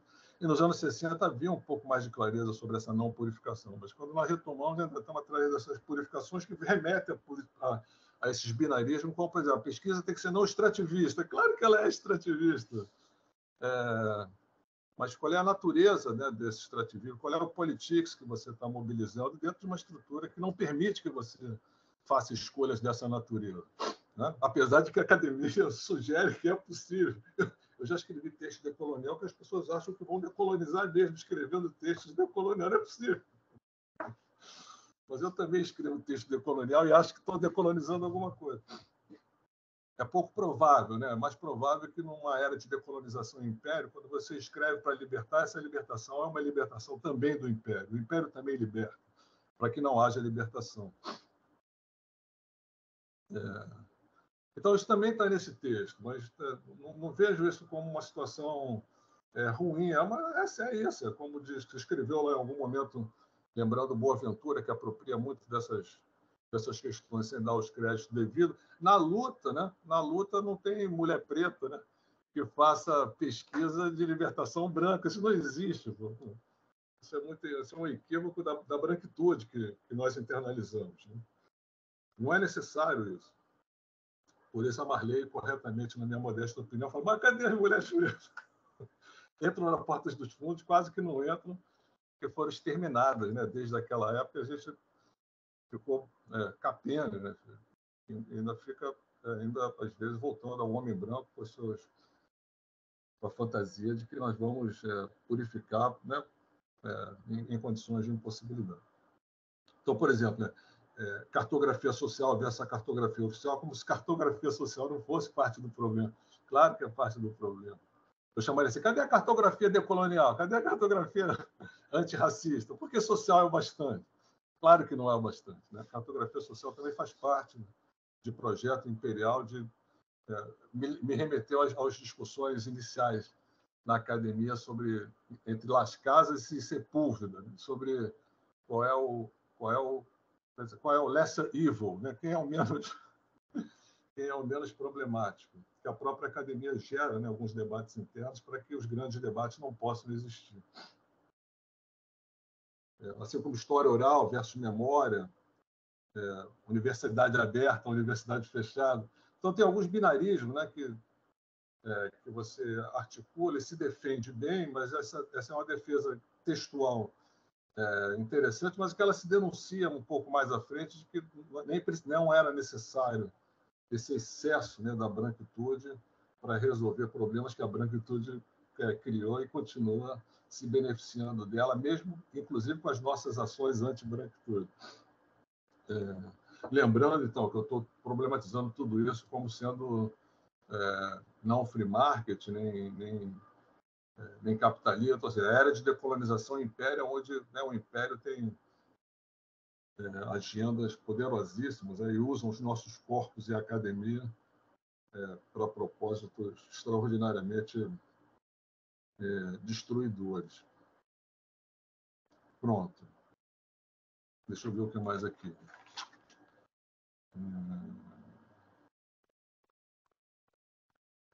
Aí o que eu achei, professor Theo, professora Ilka, professora Marley, é de que existe um projeto que eu não sabia, estou aprendendo agora, então vou se especular, porque eu já provei, falei sobre essas coisas que eu tenho que falar, né, meus comentários que sejam, eventualmente, tem alguma ressonância, né, com a sua interpretação sobre o seu trabalho também, que eu estou falando sobre o meu e as minhas dificuldades a partir do seu texto. Mas acho que lá nesse Brumadinho, né, nessa situação desse grupo específico, tem algumas coisas que me chamaram a atenção. Um deles é que existe uma quilombolização imposta. Isso me chamou a atenção. Né? Existe um local, esse local tem alguma situação extrativista, né, de 500 anos, e existe uma posição, né, quilombolização, como você falou, existe uma associação comunitária, o Ribeirão, não sei o quê, daqui a pouco o cara falou: para obter a economia política do reparo e da crise, que vai acontecer toda vez, né, a economia política do extrativismo exige que esse grupo ele seja agrupado numa categorização que eu categorizo como ela tem que ser categorizada. Como se fosse um processo de nativização. Ele nativiza aquele grupo urbano que é heterogêneo, que estão lutando contra várias opressões, como tem trabalhado contra várias opressões e não escolhe uma, mas em determinado momento da crise aí junta-se um grupamento que diz: olha assim, eu agora vou dizer o que vocês são quilombola. E para obter a economia política da reparação, vocês têm que aceitar essa identificação e a pesquisa acadêmica e não acadêmica vai legislar para que isso aconteça. Aí você entra nesse campo, você fica revoltado, eu também ficaria. Mas você fica revoltado contra o lesser evil, né, que você descobre. Né? Isso é uma coisa medonha. Isso é inacreditável que isso aconteça. Isso é inacreditável, mas eu li no texto. É inacreditável que isso aconteça. E, claro, isso é também estabelecido pelo Estado extrativista. É o Estado extrativista que tem a lei extrativista para nativizar uma comunidade e dizer: você agora é uma categoria, você agora é meu nessa categorização. Isso não é diferente do que acontece no Canadá, né, com comunidades, né, classificadas como indígenas, né, que, inclusive, ajudam, ou às vezes facilitam, a manipulação, né, dessas categorias pela própria legislação que depois vai apropriar as terras e fazer o que tem que ser feito, que é evitar a possibilidade de uma quilombolização autêntica, ou seja, o Estado quilomboliza para que você não quilombolize at large, né? Você quilomboliza narrow. Cara, achei muito sofisticado isso. Pô. Então, assim, eu comecei a entender também as coisas, né? O que eu pesquiso, eu não tinha chegado nesse nível de compreender de como esse mecanismo é tão bem feito, né? Mas também como é difícil o acadêmico lidar com isso, né? Eu estou contigo, né? De que tem um determinado momento que é aí que você se move, né? Que se move contra, mas é um movimento contra que é a favor. E não vejo nada demais ser a favor, né? Porque a própria universidade, a fundação, a FMG, elas também não quilombolizam, né? Internamente.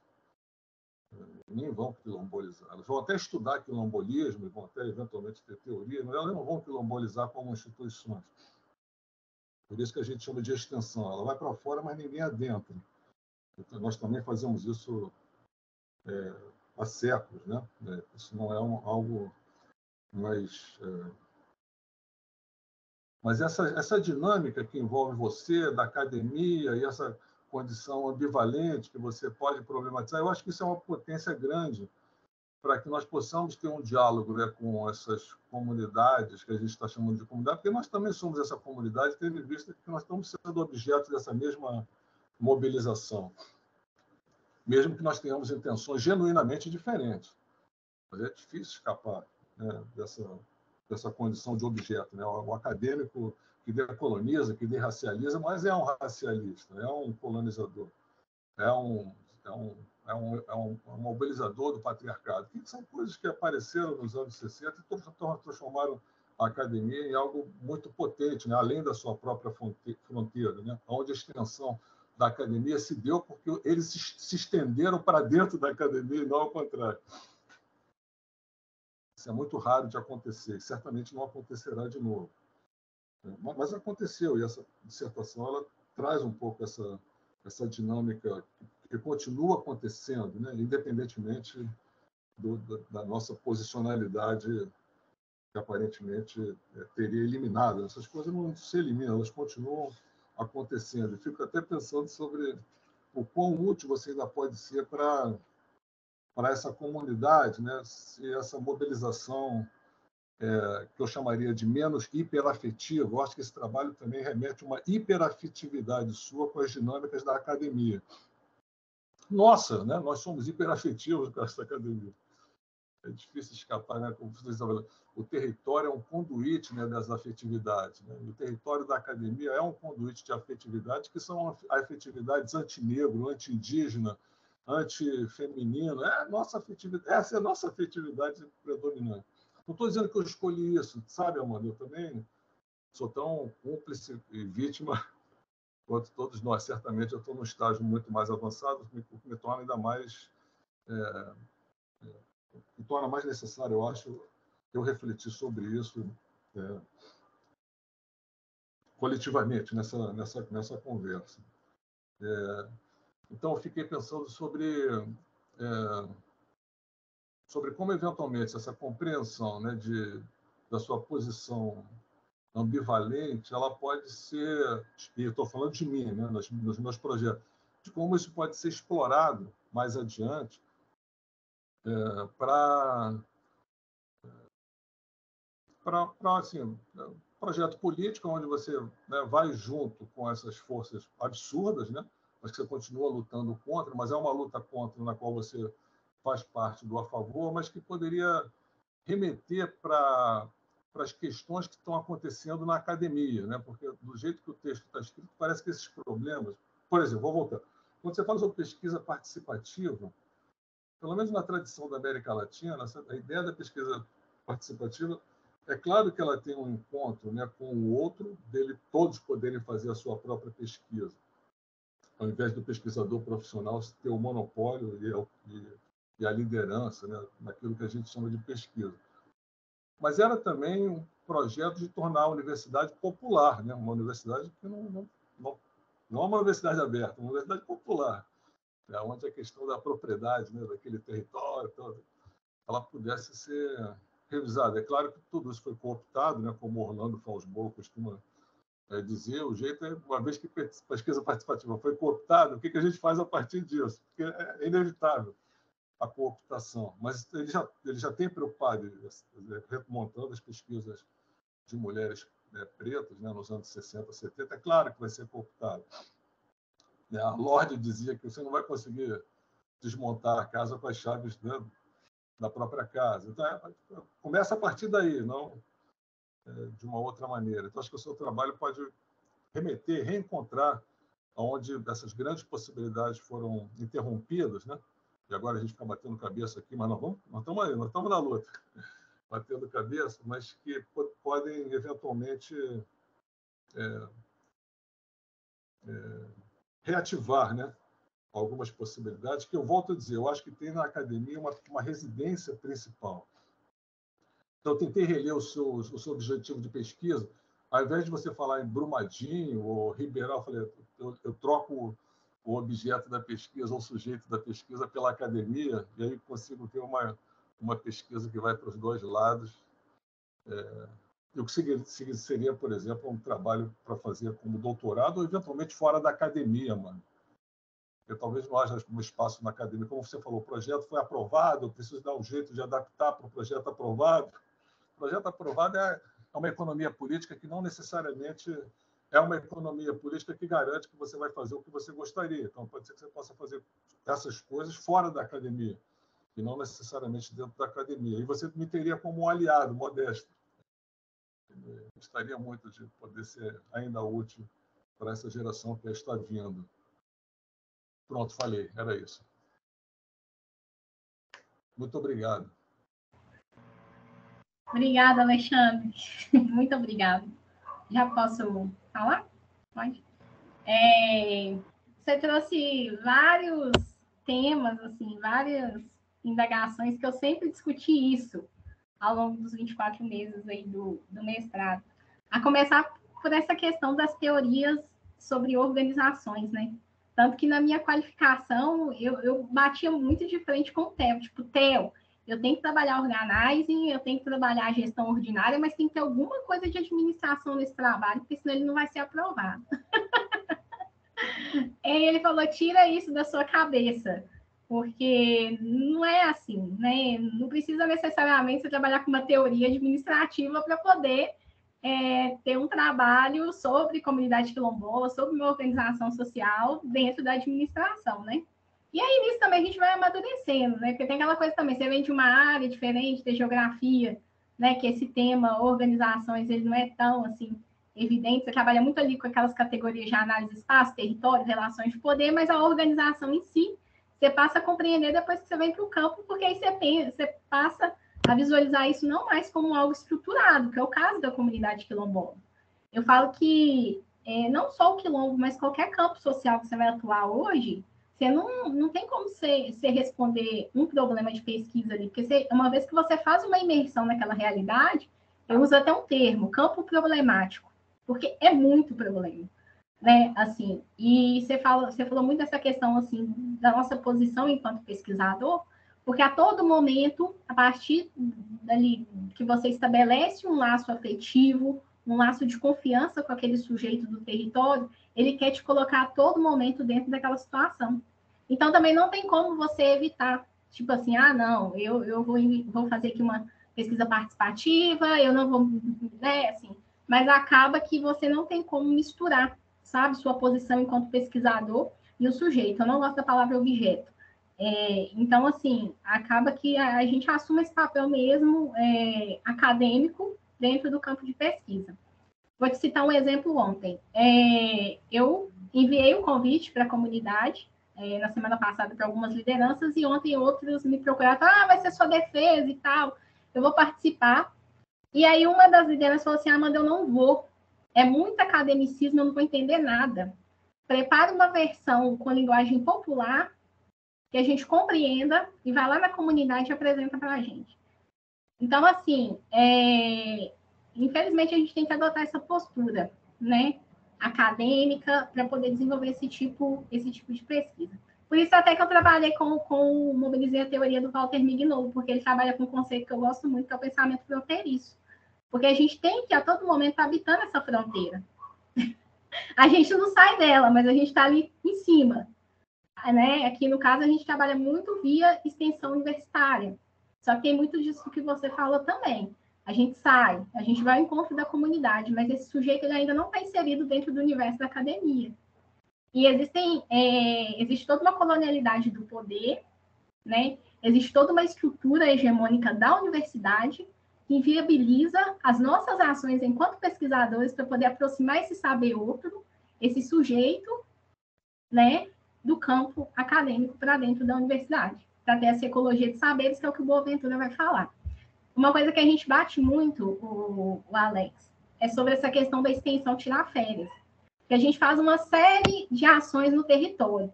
Aí chega mês de junho, a extensão para. Aí a comunidade, ela para também, né? Deve ser, do ponto de vista da academia. Porque aí ela fica julho, agosto, e só em setembro que o pesquisador volta para ver como que a comunidade está. Então, assim, é muita responsabilidade para a gente que se propõe a fazer esse tipo de estudo, que você tem que ter uma ética do cuidado, sabe? Assim, institucionalmente, para tudo mesmo. A academia para, entra de férias, mas a gente tem que estar sempre ali, comunicando com o sujeito, para saber como que está, ali pegando as demandas que a gente consegue ali atender dentro da perspectiva da nossa realidade acadêmica, mas superar essa fronteira é muito difícil. E para a gente que se propõe a fazer uma pesquisa nesse formato, a gente apanha muito. Assim, eu apanho muito quando eu vou para congresso.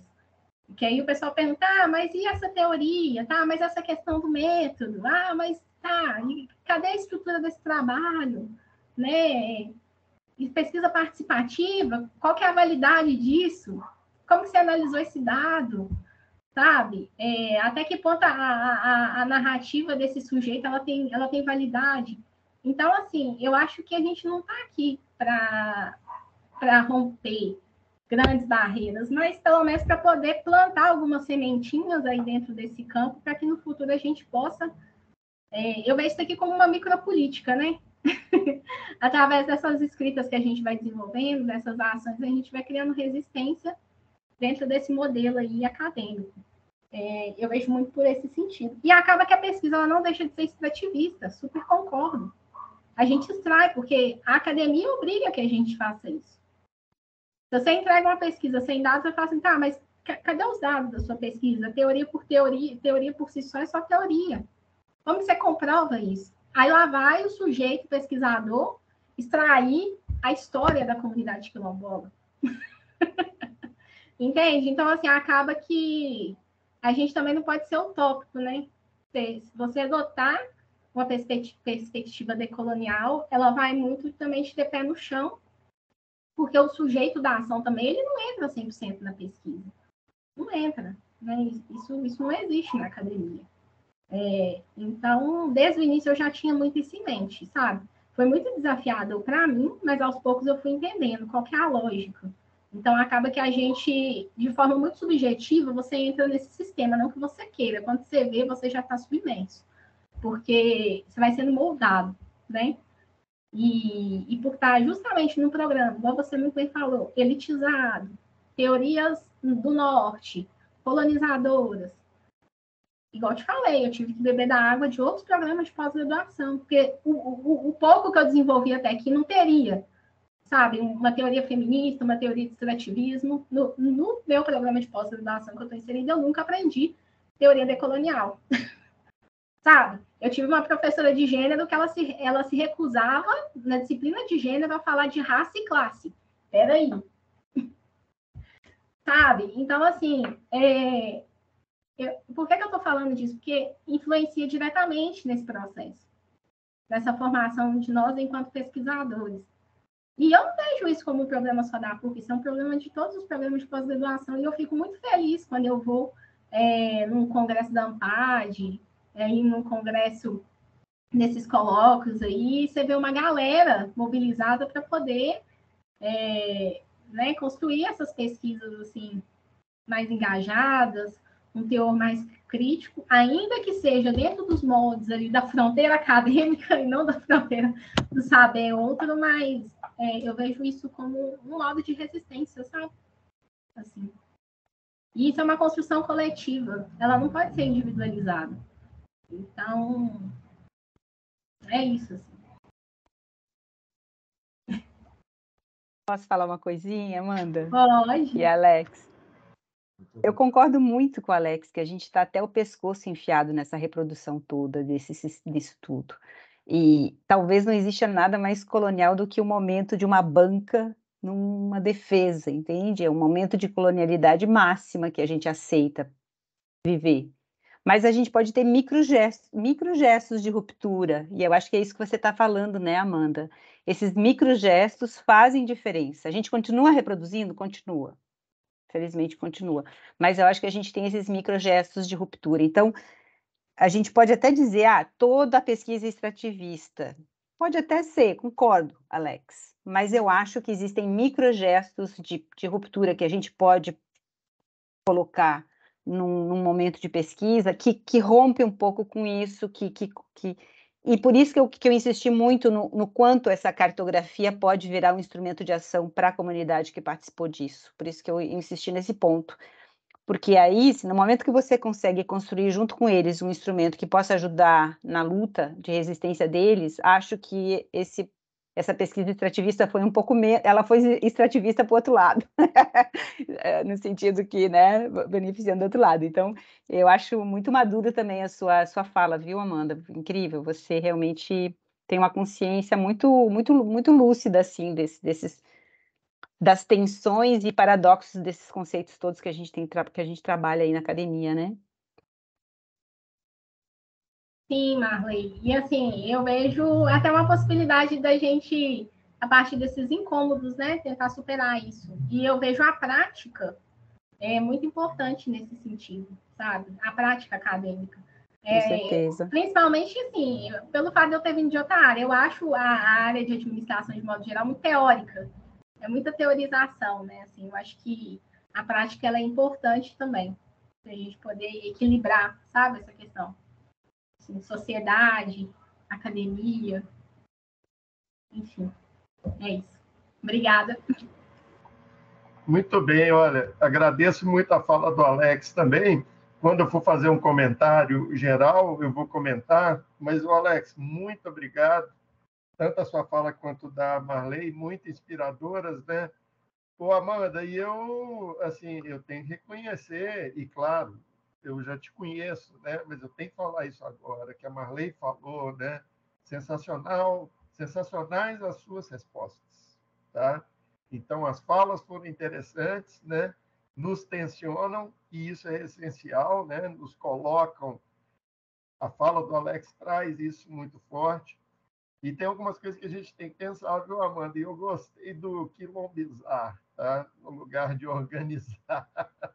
Mas, assim, eu queria ver com vocês, com a Ilka, principalmente. Ô, Ilka, você gostaria de fazer um comentário agora? E eu faço, depois a gente se reúne, delibera, ou você prefere que a banca se reúna, delibere, e depois você faça um comentário, porque a Ilka é orientadora, né? Então não cabe também uma avaliação, mas mais um comentário, as palavras. Como é que você prefere, Ilka? Está fechado o seu microfone. Posso comentar rapidinho agora, para dialogar com os colegas? Eu acho que, assim, primeiro eu queria agradecer também o Theo por esse convite especial para estar aqui com vocês, a Amanda também, pelo que ela pôde nos ensinar nesse trabalho, o Alex, a Marley e o pessoal que está assistindo também. Eu acho que quando a gente se dispõe a olhar essas comunidades, a gente e olhar essas comunidades é adentrar no âmago do processo colonial. Então, eu acho que essa experiência, que é uma experiência que eu já fiz inúmeras vezes nas minhas pesquisas, né, primeiro elas nos jogam numa situação que a gente precisa de lançar mão de muitas ferramentas, de vários campos, áreas e disciplinas, porque esse processo colonial profundo que a gente entra, ele nos leva a quebrar também com todas as fronteiras acadêmicas, essas fronteiras rígidas do pensamento, dos lugares de poder na constituição das academias, que fazem com que as coisas estejam todas já compartimentalizadas. Então, eu acho que esse desafio é um desafio extremamente forte e até pesado, eu acho, para uma dissertação de mestrado. Eu acho que a Amanda se saiu muito bem nesse lugar, porque eu acho que ela percebeu que ela tinha que quebrar essas fronteiras, né? E vindo da geografia, indo para a administração, conversando com uma orientadora antropóloga e com com os feminismos, isso e aquilo. Eu acho que cada questão que foi chegando, ela foi abraçando. E eu acho que, mais do que isso, essas inúmeras questões que vieram do campo. Nesse sentido, eu acho que o trabalho, embora eu acho que você, Amanda, tenha escolhido a história oral, eu também sou historiadora, então eu apoiei bastante essa escolha. Eu acho que seria na etnografia o lugar onde você sentiria mais conforto para quebrar mais radicalmente essas fronteiras, né?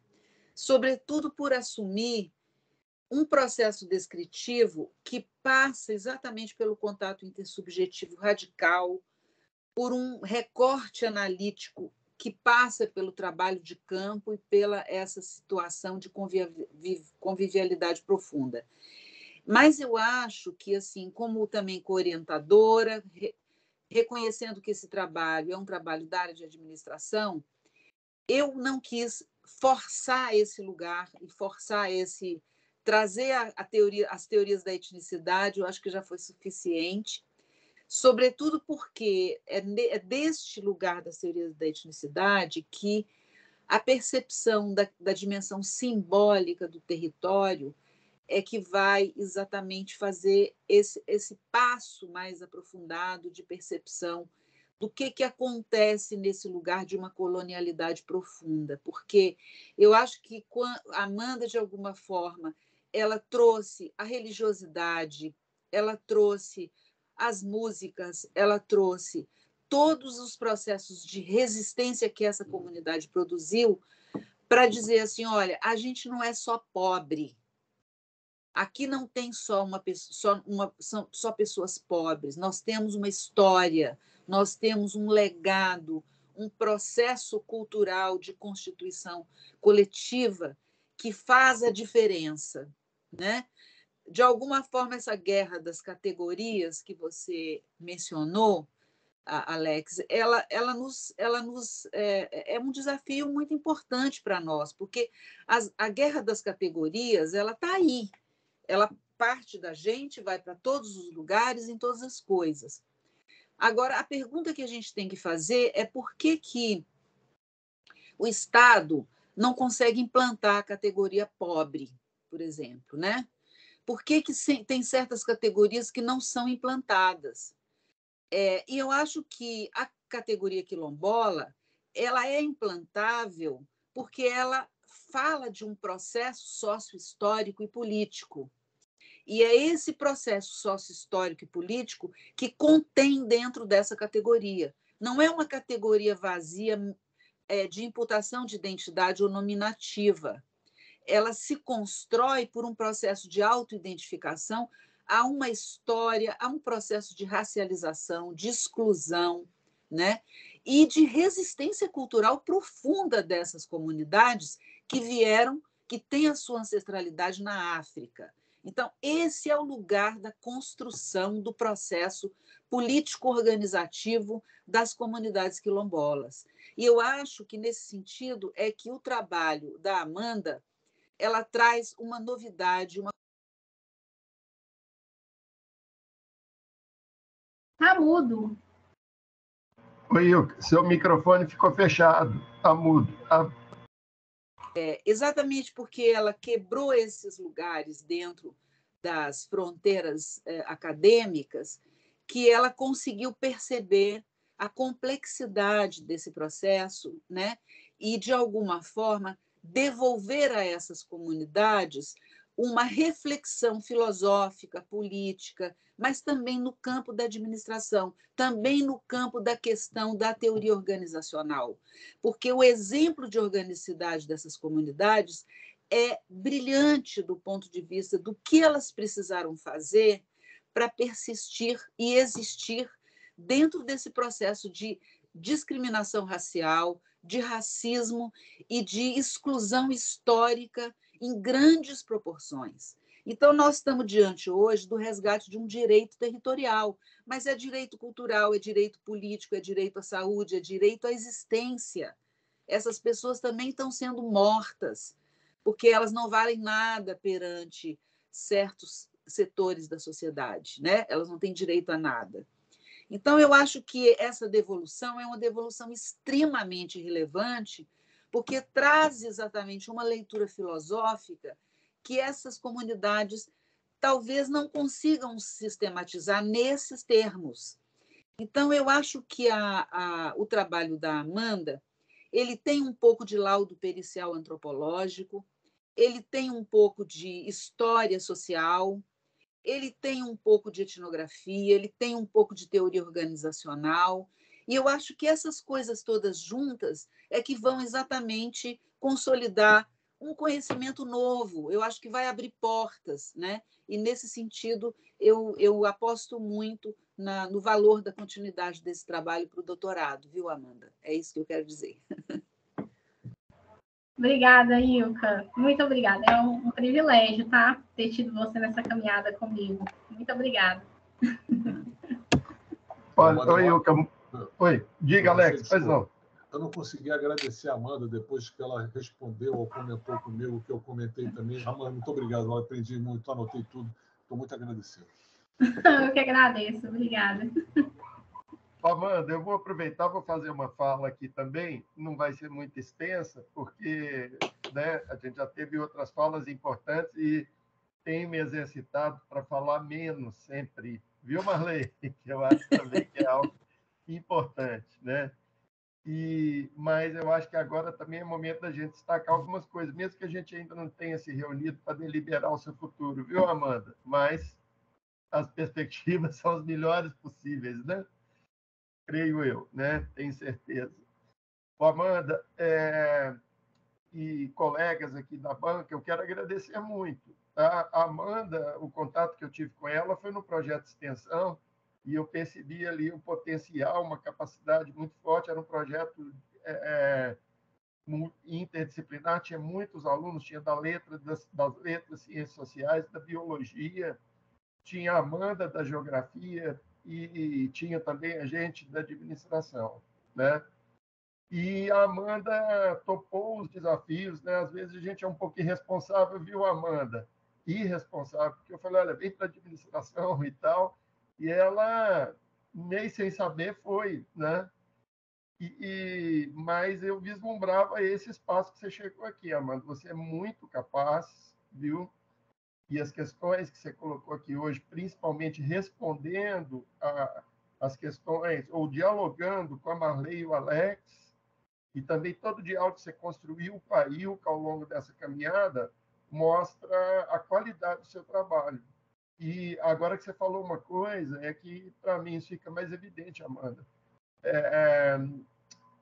Também uma qualidade não só teórica, mas uma qualidade mesmo de lidar com a realidade dessas comunidades e de ter essa incidência no campo da prática também, né? Estar ali nas práticas, né? E aí, aqui tem vários colegas do grupo de pesquisa, né? Essa construção é coletiva, essa caminhada que a gente vem fazendo, todos os méritos e brilhos são da Amanda, né? Do trabalho excepcional da Ilka, e dos colegas aqui, da Marley e do Alex, fazendo a leitura da dissertação, mas tem também, viu, Amanda, um papel muito importante de uma jovem negra bolsista que vem da periferia, vem de Ribeirão das Neves, né, Amanda? E ela vai para o mestrado em administração, viu, Alex? Em que não é a primeira estudante negra lá, mas é uma dessas que chega e ocupa com extrema qualidade. E aí, Amanda, eu só tenho a te agradecer, porque às vezes não fica muito evidente para quem está chegando, fazendo mestrado, assim. E a Marley fala um pouco disso, né, Marley? Assim, a briga que tem que comprar contra uma visão mainstream, né? E às vezes essa briga não é muito evidente. E você comprou essa briga, Amanda, e com as respostas que você deu aí hoje, eu vou na linha da Ilka. Assim, eu acho que você já está com toda a capacidade para entrar para um doutorado e fazer ainda mais melhores pesquisas. A Amanda estava muito insegura com você na banca, viu, Alex? Porque estava achando assim, como será o Alex? Eu falei, olha, o Alex é sensacional, para com isso, Amanda e tal. Então, acho que hoje também, viu, Amanda? Você tem que conquistar esse espaço. Eu acho que você vai sair daqui mestre. Então, assim, ocupe o seu espaço, tá? Que é seu, tá? E você merece muito. E aí, ó, tem vários colegas que passaram por várias dessas situações. E eu me reinventei como pesquisador, desde Brumadinho, muito antes conversando com a Marley, com essas inquietações, com a presença. Eu quero te agradecer profundamente, Ilka, assim, de você ter se disposto a trabalhar conosco, outro campo de conhecimento, e a gente, né, está no mesmo contexto familiar, na mesma família, então isso também não é trivial, né, Ilka? Assim, é tudo de bom por um lado, mas também é complexo por outro. E isso me fez, viu, Amanda? Você é uma das pessoas que me fez avançar como pesquisador, tá? E compreender melhor, assim, todas as questões que o Alex pontuou bem e que não estão resolvidas para mim e que não podem ser resolvidas, né, Alex? Porque senão aí elas nunca serão resolvidas mesmo. Elas têm que estar sempre nesse devido e nessa tensão. Na sua defesa hoje, Amanda, além de um texto de extrema qualidade, de uma forma não clássica, como a Marley colocou, então esse é um primeiro exemplo também, né? Assim, olha, eu quero fazer algo que não seja clássico. A gente tem uma dissertação de referência, né? Mas as respostas que você deu, a postura, tá, Amanda, assim, qualifica muito também. Isso é um aspecto muito positivo, assim, nas questões. Deixa eu ver o que mais era preciso. Deixa eu só contar rapidinho para vocês, tá? Coisas que a gente está tentando fazer assim, com muita ousadia, e a Amanda é parte constitutiva disso. Projetos de pesquisa que a gente aprovou, eles têm a presença muito forte da Amanda e da Jaqueline, né, Amanda? Nossa parceira, a gente está trabalhando com catadores e quilombolas e talvez, muito provavelmente, a gente vai trabalhar com os povos indígenas também em Brumadinho. Tem um doutorando chegando que vai trabalhar nessa linha, né? E a pesquisa continua e no caminhar, viu, Alex?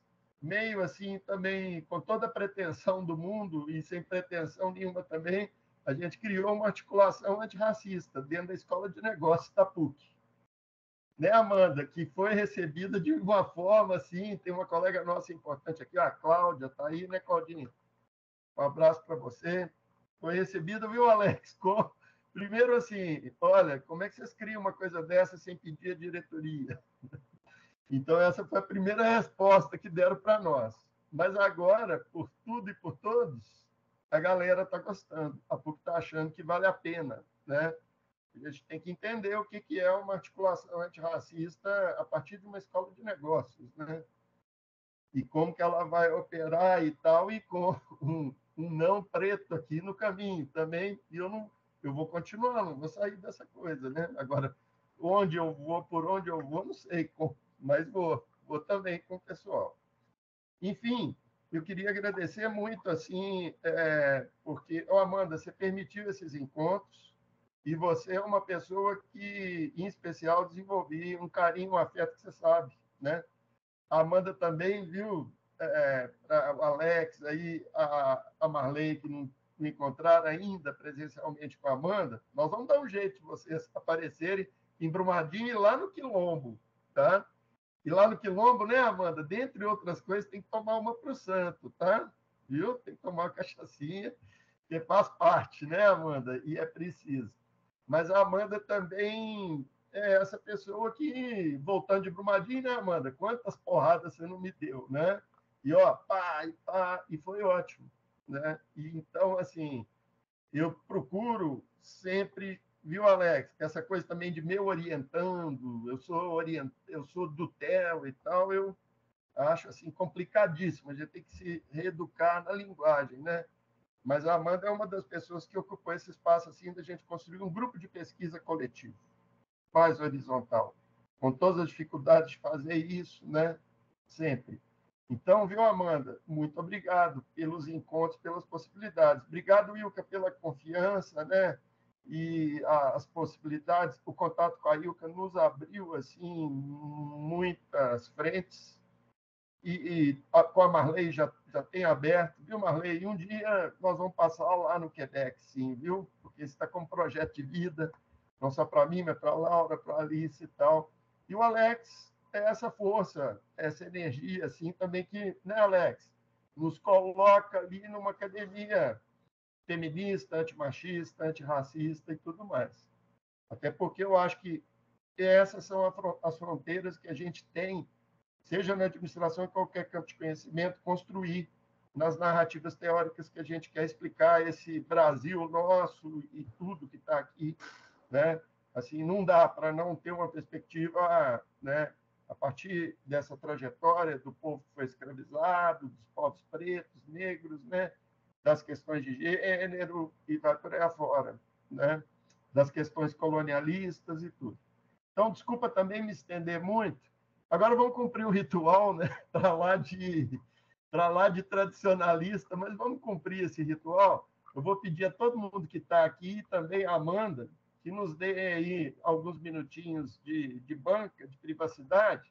E aí, Amanda, eu acho que está todo mundo no grupo de pesquisa aqui e tem alguns amigos seus que não estão, né? Mas aí, quando eu te der o toque para voltar, Amanda, por zap, aí você chama os seus amigos de volta.